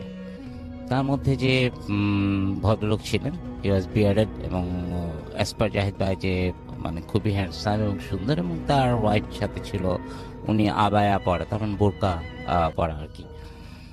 তো এয়ারপোর্টে আসবে, ভালো কথা। তো দুজনে উঠলো, জাহিদ ভাই রাজি হলেন, নিয়ে আসতেছেন। তো এর মধ্যে উনি রাস্তায় একটু মোটামুটি খালি ছিল ঠিক আসার পথটা। তো পিছনে কোনো সাধারণত যখন যাত্রীরা উঠে বা হাজব্যান্ড ওয়াইফ বলে তো কথাই নেই, তারা টুকটাক কথাবার্তা বলে, এটা ড্রাইভার সাধারণত শুনে। তো অনেকক্ষণ ধরেই তাদের মধ্যে কোনো কথা হচ্ছে না, কোনো শব্দই নেই। তো বনানি ক্রস করে জাহিদ ভাই একটু রিয়ারভিউ মিররে মানে ইন্টেনশনালি তাকালেন যে কি ব্যাপার। সাডেনলি দেখলেন যে পিছনে কিছু নাই। আবার দেখলেন যে হ্যাঁ, দুজন চুপচাপ বসে আছে। তো এই যে একটু দেখা না দেখা, উনি মনে করছেন যে ওনার মনে হয় হ্যালো হচ্ছে বা দেখার ভুল হতে পারে, সে কোনো শব্দ করলেন না, উনি চালাচ্ছেন ঠিক। বাট যেহেতু রাস্তাটা একটু খালি ছিল, তেমন একটা সময় লাগলো না। বাট কাওলা ব্রিজটা কিছুক্ষণ আগে ভদ্রলোক বলে উঠলেন, জাহিদ সাহেব ব্রিজটা পার হয়ে থামে। তখন ওনার বুকের ভেতর ধপ করেছে, বিকজ উনি তো কখনোই ওনার নামটা মেনশন করেনি, নাম্বার 1। নাম্বার 2, যদি নাম যেহেতু মেনশন করেনি, এই লোক তার নাম কিভাবে জানলো? তো উনি কোনো কথাই বললেন না। কালো ব্রিজটা পার করে উনি হাতের বাঁদিকে গাড়িটা সাইড করলেন। সাইড করে উনি ওয়েট করতেছেন যে যাত্রীরা নামবেন। তো কিছুক্ষণ ওয়েট করলেন। যাত্রী নামলে তো অ্যাটলিস্ট দরজা খোলার শব্দ হবে বা কিছু, তারপর তার ভাড়া যেটা হয়েছে লাইক 340, তো এটা দেবে। তো বেশ কিছুক্ষণ ওয়েট করার পর কোনো শব্দ নেই। উনি আবার রিয়ার ভিউ মিররের পিছনে তাকালেন, দেখেন কিছু নেই। তখন উনি আমাকে বললেন, এরশাদ ভাই এটা দেখে তো আমার এত কাঁপুনি শুরু হচ্ছে যে আমি কিছু বলতে পারতেছি না। গাড়ি যে চালায় সামনে নিব, আমার এরকম কিছু পাচ্ছি না আমি। খুব তার বডি শেক করতেছে, আর মনে মনে দোয়া-দরুদ পড়তেছেন। সবচেয়ে মজার ব্যাপার হচ্ছে উনি সামনের দিকে তাকায় দেখে ওনার ড্যাশবোর্ডের উপর নতুন ওনার ভাড়া হয়েছে 335, নতুন 3টা 100 টাকার নোট আর 2টা 20 টাকার নোট, 340 ওনার ড্যাশবোর্ডের উপর রাখা। তো এটাই ছিল ঘটনা। আর কিছুক্ষণ পর উনি যখন একটু ধাতস্থ হচ্ছেন, তখন উনি আস্তে করে ওনার গাড়ি নিয়ে ওনার বাসায় গিয়ে গাড়ি রেখে ঠিক আজকে এই একটা ঘটনাই ছিল? না, আমার আরেকটা বলে ফেলেন, তাহলে পরে ঘটনাটা শুনে ফেলি। নেক্সট ওয়ান, এটা হচ্ছে গিয়ে রাসেল ভাই আমার এক বড় ভাই। তো সঙ্গত কারণে আমি আমার কোনো ওনাদের নাম বা এটা কিন্তু আকাশপথের ঘটনা, আমি আগে বলে নিচ্ছি। তো ওনার নামটা মেনশন করতে চাচ্ছি না, প্লাস এয়ারলাইন্সের নামও মেনশন করবো না। বাট আমি ঘটনাটা যাচ্ছি, উনি যেভাবে বলেছেন আমাকে, ওনার কাছ থেকে আমি অনুমতি নিয়ে নিয়েছি ঘটনাটা ফুটে ফেমে বলার জন্য। আচ্ছা, তো এই যে আপনার রিসেন্ট যে হজ গেল, যখন হজের আপনার রিটার্ন ফ্লাইটগুলো ছিল, তখন ওনার এয়ারলাইন্স কিছু রেন্টেড এয়ারক্রাফট রেন্ট করেছিল। রেন্টেড এয়ারক্রাফটে উনি ছিলেন কো পাইলট। সো ইট ওয়াজ 747। তো ওনাদের ইয়ে ছিল জেদ্দা থেকে আপনার ঢাকাতে ড্রপ করে দিয়ে আবার এমপি এয়ারক্রাফট নিয়ে জেদ্দা যাওয়া। হ্যাঁ, সো নেক্সট ট্রিপ। তো এভাবে ওনারা আসতেন এবং গিয়ে ঢাকা থেকে আবার জাস্ট এক্স্যাক্টলি ডেটটা আমার মনে নেই।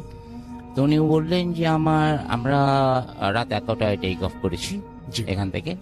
11টায় টেক অফ করার পরে ইউজুয়ালি ওনাদের 11 ক্রু ছিল, লাইক উনি ছিলেন কো পাইলট, ওনার পাইলট ছিল, 2জন ইঞ্জিনিয়ার ছিল আর 7জন কেবিন ক্রু ছিল, টোটাল 11। তো ওরা এখান থেকে সাধারণত কিছুক্ষণ পরে মানে একদম যখন ওরা 39,000 ফিট আপে চলে গেল, চলে যাওয়ার পরে ওরা অটো পাইলটে সেট করে তো ওরা একটু মানে ঘুমানোর বা প্রিপারেশন নিচ্ছিল, মানে একটু, because it's like 6 hours 6.5 hour journey, direct ফ্লাইটে যেতাম। তো যাওয়ার পরে তো ওরা উনি যেটা আমাকে বললো যে ইটস লাইক 3 hours। তবে এখান থেকে যখন ওনারা ফ্লাই করে তখন আপনার টাইমটা কিন্তু কমতে থাকে, কারণ সৌদি আরবের সাথে আমাদের দেশের সৌদি আরব আর কি আমাদের 3 hours পিছনে, আমরা সৌদি আরবে যে 3 hours সামনে আছে আর কি, মানে আমরা +6 ওরা +3 জিএমটি। তো বললো যে বাংলাদেশ থেকে ফ্লাই করার 3.5 ঘন্টা পরে, 3.5 ঘন্টা সাডেনলি দেখে আমার পাইলট যে উনি একটু উনি ঘুম, আর আমার মানে ঘুমানো মানে অলমোস্ট ঘুম আমি। তো হঠাৎ খেয়াল করলাম যে আমাদের speed metre, that was the, ওনারা তো অ্যারোনটিক্যাল মাইলে হিসাব করে, অ্যারোনটিক্যাল মাইল লাইক ইট ওয়াজ 270, উনি যেটা বললেন 270, তার মানে কিলোমিটারে যদি আমরা হিসাব করি 510 কিলো এরকম, মানে 510 কিলো স্পিডে ছিল এটা, কিলোমিটার স্পিডে ছিল। তো বলো আমি হঠাৎ করে ঘুম চোখে দেখলাম যে আমার স্পিড মিটারের যে আমার কাটা, আমার স্পিড মিটারের যে রিডিং ওটা 0, আর সব ঠিক আছে, রাইডার আমরা দেখতে পাচ্ছি কোথায় আছে, আমরা কোথেকে যাচ্ছি, আমার অল্টিটিউড কত সব আমি দেখতে পাচ্ছি, কিন্তু এটাই 0। তো আমি একটু ভালো করে প্রথমে আমার মনে করলাম যে আমার হয়তো চোখের ভুল, কিন্তু তারপর ভালো করে নড়চড়ে বসলাম। নড়চড়ে বসার পরে আমি শুধু দেখলাম যে যতদূর আমার চোখ যায়, because it was just night, ওই আলোর মধ্যে সাদা কিছু অবয়ব আমাদের এয়ারক্রাফটের বেশ দূর দিয়ে, বিকজ এয়ারক্রাফটে ওরা তো ইয়ে করে, হেডলাইট ইউজ করে, ওরা বেশ দূর দিয়ে যাচ্ছে এবং সবার হাতে একটা করে লাঠি, সবাই মানে মাথা নিচের দিকে তাকানো, এক সাইডে ওরা চলে যাচ্ছে। তো প্রথমে আমি ভাবছিলাম যে উনি বললো যে প্রথমে ভাবছিলাম আমার চোখের ভুল, তারপরে ভাবলাম আমার হ্যালোসিনেশন হচ্ছে, বিকজ ঘুমাই না অনেকক্ষণ, কিন্তু তারপরে দেখলাম যে না, ইটস হ্যাপেনিং। তখন আমি আমার পাইলটকে উঠালাম। তো পাইলটকে ওঠার পর আমার মানে ইঞ্জিনিয়ার 2 জন ছিল, ওদেরকে ডাকতে না, যারা আমরা ককপিটে ছিলাম আমি সবাইকে মানে তুলছি, আর কেবিন ক্রুজরা তারা পিছনে ঘুম আছে, ইট ডাজন্ট ম্যাটার। তো উঠানোর পর আমরা সবাই 4 জনই দেখলাম যে এরকম সবাই তাকায় আছে এবং যা দোয়াদৌড় পড়তে যায় কিছু না। আশ্চর্য বিষয়, আমাদের প্লেনটা কিন্তু ওখানে স্টপ, কিন্তু এটা কিন্তু ফল ডাউন হচ্ছে না, কারণ ফল ডাউন হলে তো আমরা ফিল করতাম এবং আমাদের মিটারে দেখা যেত আমাদের যত মানে ইকুইপমেন্ট যেগুলো আছে আমরা দেখতে পারতাম, but that is stacked up over there, এবং কোনো কিছু হচ্ছে না। এরকম করে প্রায় 40 মিনিটস পরে আমাদের প্লেনটা আস্তে একটু শেক করলো। সবচেয়ে আশ্চর্য বিষয়, আমাদের যেই স্পিড আমরা চালাচ্ছিলাম, আমাদের এয়ারক্রাফটের স্পিড যেটা ছিল, এবং মানে ওই স্পিডে আমাদের এই 40 মিনিটসে যতক্ষণ আসার কথা ছিল, we found in our radar যে আমাদের ফ্লাইটটা কিন্তু ও জায়গাটাই ক্রস করতেছে। এখন আমার কথা হচ্ছে এই মধ্যে 40 মিনিটসের যে গ্যাপ, যেখানে অল 4 উই ফাউন্ড যে আমাদের ফ্লাইটটা স্ট্যাকড হয়ে আছে, এটা নড়তেছে না, চলছে না, এটা কোনো গতি নেই। But after 40 minutes, what we found that the place we supposed to cross, আমরা ঠিক ওখান থেকেই যাচ্ছি কিন্তু। So it was the story by him. Thank you so much. Thank you. আমরা চলে যাব আমাদের পরবর্তী অতিথির কাছে। আপনার নামটা প্লিজ একটু বলবেন, আপনি কোথা থেকে এসেছেন সেটা বলবেন, তারপরে আপনার ঘটনায় যাব। আসসালামু আলাইকুম রাসেল ভাই, আমি টাঙ্গাইল থেকে আসছি। আমি টাঙ্গাইল পৌরসভাধীন অলা ভবানীর একটা নাম করা ব্যক্তি, আমাদের টাঙ্গাইল পৌরসভার খুব জনপ্রিয়, উনি হচ্ছেন সুফি সাখাওয়াত হোসেন। ওনার একটা ঘটনা আমি শেয়ার করব আজকে। তো সুফি সাখাওয়াত হোসেনের ছোট ছেলের নাম শাহ আলী। তো ও আমাদের এলাকায় আমাদের বড় ভাইয়ের একটা মেডিসিন দোকানে আমরা বসেছিলাম, ও ওখানে বসা ছিল। বাই দ্য ওয়ে, কথা প্রসঙ্গে ও একটা ঘটনা আমাদের বলতে শুরু করলো। শাহ আলী বলল যে আমার জীবনে দেখা একটা তাজ্জব ঘটনা, যে আমাদের বাড়িতে অলা ভবানী বাড়িতে ওইখানে একদিন আব্বু মানে সাখাওয়াত সাহেব ডিপ টিউবওয়েল গাড়ার জন্য লোক আনে। তারা ডিপ টিউবওয়েল গাড়ার জন্য প্রিপারেশন নেয় এবং কি তার জন্য যে টুল লাগে বা উঁচা করার জন্য যে চেয়ার লাগে, তো চেয়ার দিয়ে কাজ শুরু করলেও যখন পাইপের উচ্চতা বেড়ে যায় তখন একটা ছোট টুলের প্রয়োজন হয়। সেই ডিপটোবেল ওয়ার্কাররা শাহালিকে বলে যে তুমি আমাদেরকে একটা ছোট টুল বা মোড়া এনে দাও। তো শাহালি ঘরের ভিতরে যে একটা টুল দেখে ছোট, যে টুলের উপর সুফি মামা আগরবাতি মোমবাতি রাখতো, প্রতিদিনই জ্বালাতো। সেই টুলটা কোনো ছোট ছেলে, ও তখন প্রাইমারিতে পড়তো, তো কোনো কিছু না মনে করে ওই টুলটা এনে ওই কল শ্রমিকদের দেয় যাতে তারা কাজ করতে পারে। কল শ্রমিক কাজ শুরু করে এবং কি তাদের কাজ যথারীতি চলে, এমনকি পাইপ উঠাচ্ছে নামাচ্ছে, পানিও পড়তেছে। তো এইভাবে তারা কাজ সম্পন্ন করার পরে ওই সময় আবার সুফি সাহেব বাড়িতে ছিলেন না, উনি বাইরে ছিলেন। তো কাজ সম্পূর্ণ করার পরে তারা কল পাইপের সাথে সেট আপ দেওয়ার পরে চেক দেওয়ার জন্য কলটা চাপ দেয়। অনেক চাপাচাপির পরে তারা পানি পায় না, শুধু মানে চাপতেছে ঠিকই, বাতাস আসতেছে কিন্তু কোনো রকম পানি উঠতেছে না। তো তারা মানে প্রচন্ড রকম তাজ্জব হয়ে গেল, এটা কিভাবে সম্ভব যে আমরা পানি বের করে বালু ফেলে, পানির সাথে বালু ফেলে আমরা পাইপ গাছছি এবং কি টিউবওয়েল সেট আপ দিচ্ছে, এই টিউবওয়েল কেন এখন পানি উঠতেছে না, এটা তারা হিসাব মিলাইতে পারল না।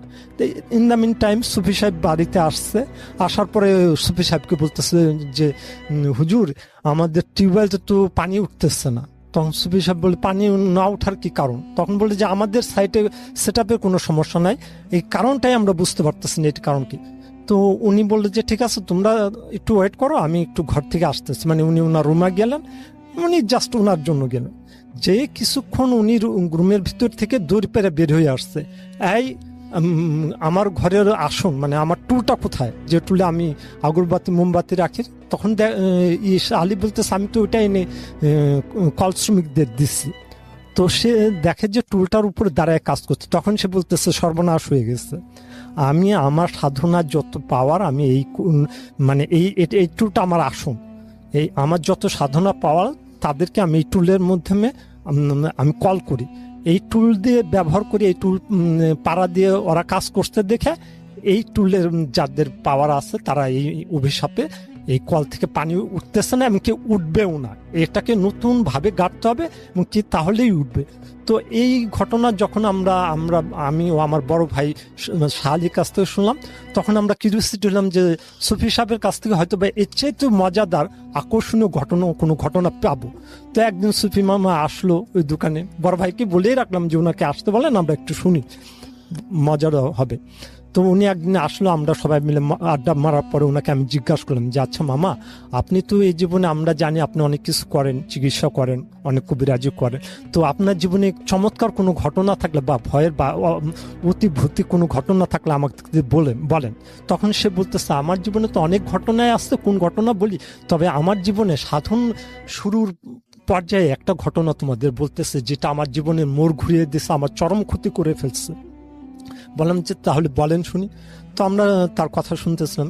সুফি মামা বলতেছে যে আমি যখন প্রথম জীবনে আমি তরিকতে লাইনে ঢুকে আমার পীর মুর্শিদের দোয়াতে আমি আমল শুরু করি, এই আধ্যাত্মিক আমল, তখন আমি আমলরত অবস্থায় রত অবস্থায় এক পর্যায়ে আমার আমলের সফলতা শুরু হয় এবং সে পর্যায়ে অনেক আলামতের মধ্যে আমলের চরম পর্যায়ে মানে সাধনা শেষের দিকে আমি একজন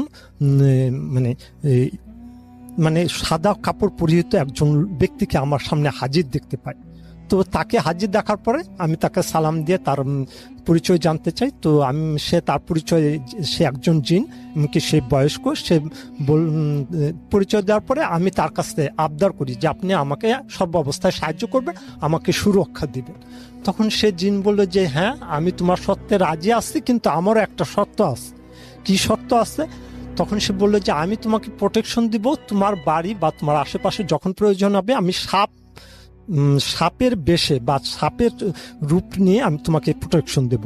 আর সবচেয়ে বড় কথা, তোমাকে আমাকে চিনতে হবে, এই দায়িত্ব এবং কি এই ওয়াদা বা এই প্রমিস তুমি আমাকে করো। তখন সে দেখলো যে অবশ্যই আমার সাথে যেহেতু সে প্রমিস করছে, আমাকে প্রমিস তো তার সাথে করতে হবে। তো সে এই প্রমিসে রাজি হয়ে যায়। তো এতে এই প্রমিসের পরে সে তার সাথে রেগুলার যোগাযোগ করে এবং কি তার মাধ্যমে তার হেল্পে তার দিন দিন উন্নতি থেকে উন্নতি হতে থাকে এবং কি সে তার কাজে বেশ নাম প্রসার করে ফেলে এবং কি সে টাঙ্গাইল শহরে বেশ জনপ্রিয় একটা মানুষ হয়ে ওঠেন। যারা পুরানো আছেন, সুফি সাখওয়াত, উনি টাঙ্গাইল পৌর উদ্যানে বসতেন, ওনাকে মোটামুটি সবাই চিনে, যারা টাঙ্গাইলে আছেন মোটামুটি চিনবেন আপনারা। তো সুফি সাখওয়াত মামা তখন বললো যে আমি এই কাজ করার পরে আমার ফ্যামিলিতে মেম্বার, আমি, আমার ওয়াইফ, এমনকি আমার 3 বাচ্চা, তো আমাদের এই একটা নতুন বেবি হলো। তো বেবি হওয়ার পরে আমরা সেই বেবিটাকে নিয়ে খুবই মানে আনন্দিত। তো একদিন আমি বাড়িতে আসছি, আইসা দেখি যে পাশের বাড়িতেও অনেক বাচ্চাদের হইচই, লোকজনের হইচই। আমি দুপুরে পাশের বাড়িতে যাই দেখি যে একটা সাপকে ঘিরা তারা মারার জন্য খুব মানে প্রস্তুত হয়ে গেছে, মানে একটা সাপকে ঘিরে সবাই মিলে হইচই করতেছে সাপটাকে মারবে। আর সাপটা একটা গর্ত মানে মাটির দুয়ারের গর্তের মধ্যে লুকায় আছে। আমি যাই দেখি যে সাপটা আমারই পরিচিত, যে সাপ যে মানে রূপ নিয়ে আমাকে দেখা দেয় মাঝে মাঝে, সেই সাপটা তার মাথায় একটা লাল দাগ দেওয়া আছে। তো আমি তো বললাম যে সর্বনাশ, এই সাপ যদি মারা যায় তো আমার প্রচন্ড ক্ষতি হয়ে যাবে সব দিক দিয়ে। তো আমি সেই সাপটাকে সেই মানে প্রতিবেশীদের বাচ্চা বা অন্য বড়দের হাত থেকে বাঁচিয়ে আমি আমার বাড়িতে নিয়ে আসি। তারা জানে যে আমি সাপ বা কবিরাজি চিকিৎসা করি, এটা আমাকে করতে পারি। আমি তো সাপটাকে উঠিয়ে আমার বাসায় এনে আমার এই মানে নির্দিষ্ট জায়গায় ছেড়ে দিই। তো এইভাবে চলতেছিল, খুব ভালোই আমাদের দিনকাল চলতেছিল, আল্লাহ দিলে চলতেছিল। তো একদিন আমার যে ছোট বাচ্চাটা হয়েছে, ওই বাচ্চাটাকে আমার ওয়াইফ মানে গ্রামের লোকরা আগের দিন ওই মেয়েদের কাপড় 2 দিকে বেঁধে, ঘরের 2 কানিতে বেঁধে ওই বাচ্চা ওই কাপড়ের মধ্যে রেখে দোলনার সিস্টেম তৈরি করতো। তো ওই দোলনার মধ্যে আমার বাচ্চাটাকে রেখে আমার ওয়াইফ পানি আনতে যায় ঘরের বাইরে। তো ঘরের বাইরে পানি আনতে যে ফিরে এসে দেখে যে বাচ্চাটার যে কাপড়ের দোলনায় দুলতেছে তার ঠিক উপরে মানে বাঁশের আড়ে একটা সাপ, বড় সাপ জড়িয়ে ওই বাচ্চাদের দিকে দুলতেছে, সাপও সেই বাচ্চার সাথে দুলতেছে। তো এই অবস্থা দেখে তো আমার স্ত্রী তো মানে দেখেই অবাক যে আমার বাচ্চাটাকে কামড় দিয়ে ফেলে কিনা। সে চিৎকার করে বাইরে আসতে, আমি তখন বাসায় বাঁশের আড়ে তৈরি করার জন্য বাঁশ কাটতেছিলাম। আমাকে আইসা আমার স্ত্রী মানে চিৎকার দিয়ে বলতেছে যে বাবুর উপরে দোলনার উপরে সাপ।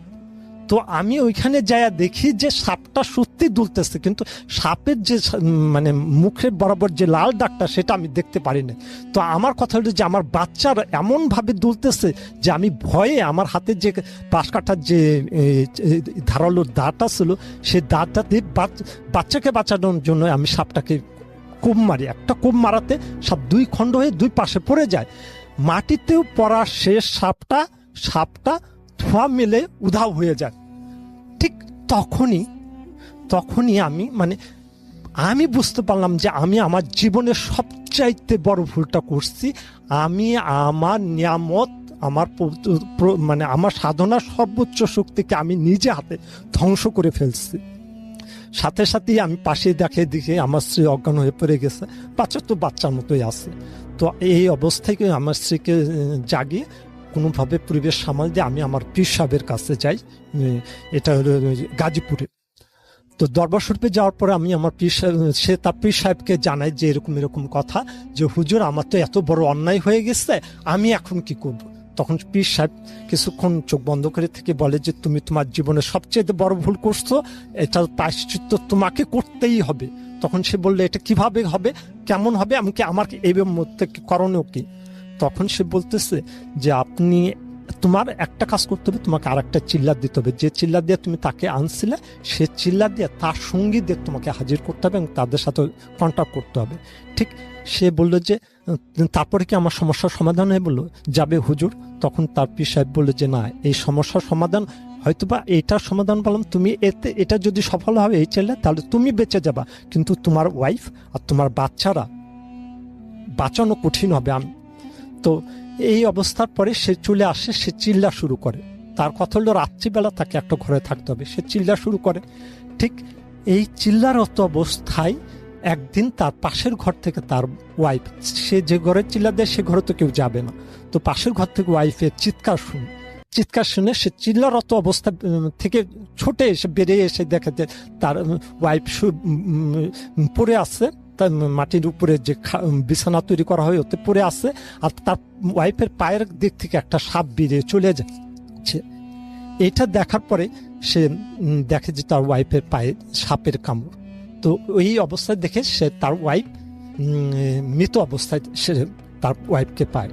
তো এই অবস্থায় সে তার ওয়াইফকে হারানোর পরে তার বাচ্চাদের উপর সে প্রচণ্ড রকম নজরদারি বা মানে চিন্তিত বা দেখভাল করতে থাকে। ইন দ্য মিন টাইম কেউ অ্যাক্সিডেন্টে, কেউ অপঘাতে, কোনো না কোনোভাবে তার এই পুরা ফ্যামিলিটাই ডিস্ট্রয় হয়ে যায়। তো আমি তখন তাকে জিজ্ঞাসা করলাম, আচ্ছা শাহালি তেল কি? ও তো আপনার ছেলে, ও তো ছোট, প্রাইমারি 5-এ পড়ে, শাহালিটাকে? তখন সে বললে যে এটা আমার দ্বিতীয় ঘরের ছেলে। জাস্ট এই পর্যন্ত আমার ঘটনা রাসেল।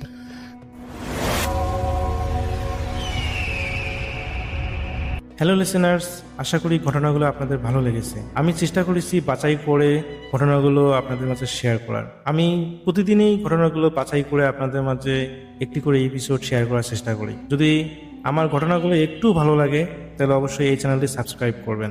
আর আপনারা কোথা থেকে এই ঘটনাগুলো শুনতেছেন যদি আপনাদের ঠিকানাগুলো জানান তাহলে আমি অনেক কৃতজ্ঞ হব। তাহলে আমি বুঝতে পারবো যে আপনারা কোথা থেকে কে কোথা থেকে শুনতেছেন। এছাড়াও আপনাদের মাঝে যদি কোনো ঘটনা থেকে থাকে তাহলে অবশ্যই আমাদের ইমেলে দেওয়া ঠিকানায় ঘটনাটা পাঠাবেন। তাহলে নেক্সট এপিসোডে আপনার সেই ঘটনাটা আমরা রাসেল ভাইয়ের মাধ্যমে অথবা আমরা নিজেরা পড়ে শোনাবো। তো ভালো থাকবেন, সুস্থ থাকবেন, এই প্রত্যাশায় আজকের মতো বিদায় নিচ্ছি। আল্লাহ হাফেজ।